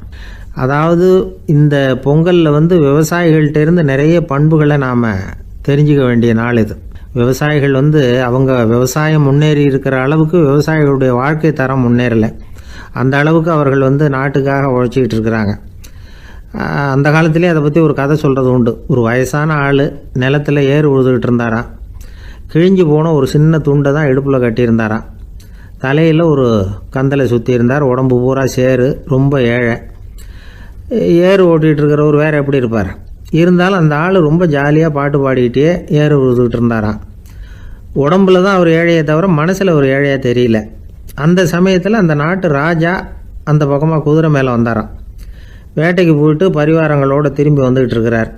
ரொம்ப செல்வ செழிப்பில் இருக்கிற ராஜா அவர் இந்த வயசான விவசாயியை பார்த்துருக்கார். இந்த ஆள் ரொம்பவும் ஏழைங்கிறது அவர் பார்த்தாவே பளிச்சுன்னு தெரியுது. கட்டிக்கிறதுக்கு நல்ல துணி இல்லை, உடம்போ இழைச்சி போயிருக்குது, வயிறு முதுகில் போய் ஒட்டிக்கிட்டு இருக்கு, கண்ணு குழி விழுந்து போயிருக்குது. ஆனாலும் முகத்தை பார்த்தா சந்தோஷமாக இருக்கிற மாதிரி இருக்குது. இவ்வளோ உற்சாகமாக பாடிக்கிட்டு இருக்கிறாரே அப்படின்னு ஆச்சரியமாக நினச்சி பார்த்தார் அந்த ராஜா. சரி, அவர்கிட்ட கொஞ்சம் பேச்சு கொடுத்து பார்க்கலாம் அப்படின்னு முடிவு பண்ணார். ஐயா பெரியவரே, இப்படி கொஞ்சம் வர முடியுமான்னாராம். பொழுது போகிறதுக்குள்ளே நான் இந்த வயல் பூரா உழவு ஓட்டி ஆகணும், அதனால் பேசுகிறதுக்கு நேரம் இல்லை அப்படின்னாராம் அந்த பெரியவர். என்ன அவ்வளவு அவசரமாக? மீதி இருந்தால் நாளைக்கு உழுதக்கூடாதா? அது சரி, உனக்கு எத்தனை ஏக்கர் நிலம் இருக்குது அப்படின்னு விசாரிச்சிருக்கார் ராஜா. எனக்குன்னு சொந்தமாக உள்ளங்கை அளவு கூட நிலம் கிடையாது. இது எங்கள் முதலாளியோட நிலம். இதை பூராவும் உழுது முடித்தாதான் அவர் கூலி கொடுப்பார். நான் கூலிக்கு உழுதுகிட்டு இருக்கிறேன். உங்ககிட்ட பேசிக்கிட்டு இருந்தால் அவருக்கு துரோகம் பண்ணது மாதிரி ஆகிடும் அப்படின்னாராம். ராஜா குதிரையை விட்டு கீழே இறங்கினார். வரப்பில் நடந்து அந்த பெரியவர்கிட்டயே போனாராம். சரி, ஒரு நாள் பூரா உழுதா உனக்கு எவ்வளவு கூலின்னு கேட்டிருக்கார். 8 அணா கூலி கிடைக்கும்னாராம் அவர். இது ரொம்ப காலத்துக்கு முன்னாடி நடந்த ஒரு சம்பவங்கிறதுனால அப்போ 8 அணா கூலிங்கிறது ரொம்ப பெருசு. இருந்தாலும் அதுவும் அந்த ராஜாவுக்கு பெரிய கூலியாக தெரியல. இவ்வளவு தானா, இதை வச்சுக்கிட்டு நீ எப்படி காலம் தள்ளுற அப்படின்னாராம். ஒன்றும் கவலை இல்லை அப்படின்னாராம் அவர். ராஜாவுக்கு ரொம்ப ஆச்சரியமாக போச்சு. 8 அணா கூலி வாங்குற இந்த ஆள் கவலை இல்லாமல் இருக்கிறார், ஏராளமான வசதியோடு இருக்கிறன்னா கவலை இல்லாமல் வாழ முடியலையே அப்படின்னு நினச்சி பார்த்துருக்கார். அது சரி, 8 அணாவில் எப்படி குடும்பம் நடத்துகிற அப்படின்னு கேட்டாராம். எனக்கு கிடைக்கிற 8 அணாவில் 2 அணா குடும்பத்துக்கு செலவழிக்கிறேன், 2 அணா பழைய கடனுக்கு கொடுக்குறேன், 2 அணா தர்மம் செய்கிறேன், 2 அணா வட்டிக்கு கொடுக்குறேன், ஒரு குறையும் இல்லைன்னாராம். ராஜாவுக்கு ஒன்றும் புரியல. எனக்கு ஒன்றும் புரியலேன்னு இருக்கார். ஐயா, எனக்கும் என் மனைவிக்கும் 2 அணா செலவாகுது. வயசான அம்மா அப்பா இருக்கிறாங்க, சின்ன வயசில் என்னை காப்பாற்றினவங்க அவங்க. அந்த கடனுக்கு 2 அணா செலவாகுது, அது பழைய கடன். என் தங்கச்சி ஒருத்தி ஆதரவு இல்லாத நிலைமையில் தன்னுடைய மகனோட என் வீட்டில் இருக்கிறா. அவளுக்கும் அவள் மகனுக்கும் 2 அணா செலவு பண்ணுறேன், அது தர்மம். எனக்கு 2 பிள்ளைங்க இருக்கிறாங்க, அவங்களுக்கு 2 அணா செலவு பண்ணுறேன், அது வட்டிக்கு கொடுக்கறது மாதிரி. பிற்காலத்தில் அவங்க எங்களை காப்பாற்றுவாங்க. அந்த வகையில் நான் திருப்தியோடு வாழ்ந்துக்கிட்டு இருக்கிறேன் அப்படின்னாராம். ராஜாவுக்கு அர்த்தம் புரிய ஆரம்பிச்சுதான். அந்த பெரிய நிலத்தை விலை கொடுத்து வாங்கி அந்த பெரியவருக்கே தானமாக கொடுத்துட்டாராம். இப்போ உழுதவருக்கே நிலம் சொந்தமாயிட்டுது. அன்னையிலேருந்து அரசனுக்கும் ஆறுதல் கிடைச்சிதான். இப்படி ஒரு கதை சொல்லுவாங்க. 8 அணா வருமானத்தை வச்சுக்கிட்டு எப்படி காலத்தை தள்ளுறதுன்னு சொல்கிறதுக்காக இந்த கதையை சொல்கிறதாக யாரும் தப்பாக நினச்சிக்கக்கூடாது. கிடைக்கிறத எப்படி பங்கு போடுறார், எப்படி திருப்தியாக வாழறார் அப்படிங்கிறது தான் முக்கியம். அது மாதிரி இன்றைக்கு இந்த பொங்கல் திருநாளில் உழவர்கள் மனசு மகிழ்ச்சியாக இருந்ததுன்னா அது எல்லாரும் மகிழ்ச்சியாக இருக்கிறது மாதிரி அர்த்தம். அதனால் அவர்கள்ட்டேருந்து நாம் பாடம் கற்றுக்கணும். சில உழவர்கள் தங்கள் நிலத்தில் விளையிறத தாங்கள் சாப்பிட மாட்டாங்க, அடுத்தவங்கள்ட்ட விற்றுட்டு சந்தையில் போய் வேறு அரிசி வாங்கிட்டு வந்து தான் இவங்க சாப்பிடுவாங்க. அப்படிப்பட்ட விவசாயிகள்லாம் இது உண்டு. பங்கிடுகிற பண்பை உழவர்கள்ட்டேருந்து கற்றுக்கொள்ளுங்கள் அப்படிம்பாங்க. ஒரு ஆள் நிம்மதியாக மகிழ்ச்சியாக இருந்தானா, உங்கள் நிம்மதிக்கும் மகிழ்ச்சிக்கும் என்ன காரணம்னு கேட்டிருக்கார் இன்னொருத்தர். என்கிட்ட இருந்தது பூராவையும் என் பிள்ளைங்களுக்கு சமமாக பங்கு போட்டு கொடுத்துட்டேன், எனக்குன்னு எதுவுமே வச்சுக்கல, அதுதான் நிம்மதிக்கு காரணம்ன்றிருக்கான். உங்ககிட்ட இருந்தது எவ்வளவு இருந்தது அப்படின்னு கேட்டிருக்காரு அவர். மொத்தமாக ஒரு 50,000 ரூபா இருக்கும் அப்படின்னு இருக்கான். அவ்வளவும் பணமாகவே இருந்ததா அப்படின்னு கேட்டிருக்காங்க இவங்க. இல்லைங்க, அவ்வளவும் கடன். அதை தான் பிரித்து கொடுத்துருக்கேன் பிள்ளைங்க கிட்ட அப்படின்னு நானா அவன். அந்த மரத்தின் உச்சியில ஒரு பறவை கூடு, ஏதோ ஒரு பறவை கூடு கட்டியிருந்தது. அது என்ன பறவைன்னா ராஜாளி. ஒரு குரங்கு அந்த மரத்து கிளையில தாவி தாவி குதிச்சுக்கிட்டு இருந்தது. அப்போ இந்த கூட்டுல இருந்த முட்டை அது கண்ணுல போட்டுட்டுது. அதுக்கப்புறம் அது சும்மா இருக்குமா, விளையாட்டா ஒரு முட்டையை எடுத்தது, மரத்தை விட்டு கீழே இறங்குச்சு. கீழே ஒரு குப்பை மேட்டில் ஒரு கோழி சில முட்டைகளை அது பாட்டுக்கு இட்டு வச்சிருந்தது. குரங்கு தன் கையில இருந்த ராஜாளி பறவையோட முட்டைய அந்த கோழி முட்டைகளோட சேர்த்து போட்டுட்டு போயிட்டுது. கோழி வந்தது, பார்த்தது, அதுக்கு ஒன்றும் வித்தியாசம் புரியல. தன்னுடைய முட்டைகளோட சேர்த்து அந்த ராஜாளி முட்டையையும் சேர்த்து அடைகாத்துது. கொஞ்ச நாள்ல குஞ்சுகள்லாம் பொரிச்சுது, எல்லாம் முட்டையை விட்டு வெளியில வந்தது. ராஜாளி பறவையோட குஞ்சு அந்த கோழி குஞ்சுகளோடவே சேர்ந்து வளர்ந்தது. மற்ற கோழி குஞ்சுகள் போலவே இதுவும் குப்பையை கிளறிச்சு புழு பூச்சிகளை சாப்பிட்டுது. காக்கைகள் தாக்கிறதுக்கு வந்ததுன்னா மற்ற கோழி குஞ்சுகள் மாதிரியே இதுவும் பயந்து போய் தாய் கோழியின் சிறகுகளுக்கு உள்ள வந்து ஒளிஞ்சுக்கும். இப்படியே கொஞ்ச காலம் போச்சு. குஞ்சுகள்லாம் வளர்ந்து பெருசாயிட்டுது. சிலது சேவல்களாச்சு, சிலது கோழிகளாச்சு. அந்த ஒண்ணு மட்டும் ராஜாளி ஆச்சு. ஆனா ஒரு விஷயம், தான் ஒரு ராஜாளிங்கிறது அந்த பறவைக்கு தெரியாது. தன்னையும் ஒரு கோழின்னே அது நினைச்சுக்கிட்டு இருக்கு. அப்படி நினைச்சுக்கிட்டு குப்பை மேட்டை கிளறிக்கிட்டு இருக்கு. ஒரு நாள் சாயந்தர நேரம் இந்த ராஜாளி பறவை கீழே அது பாட்டுக்கு வழக்கம் போல குப்பையை கிளறிக்கிட்டு இருக்குது. அப்போ அண்ணாந்து பாக்குது. வானத்துல உயரத்துல கூட்டமா ராஜாளி பறவைகள் உல்லாசமா வட்டம் அடிச்சு பறந்துகிட்டு இருக்கு.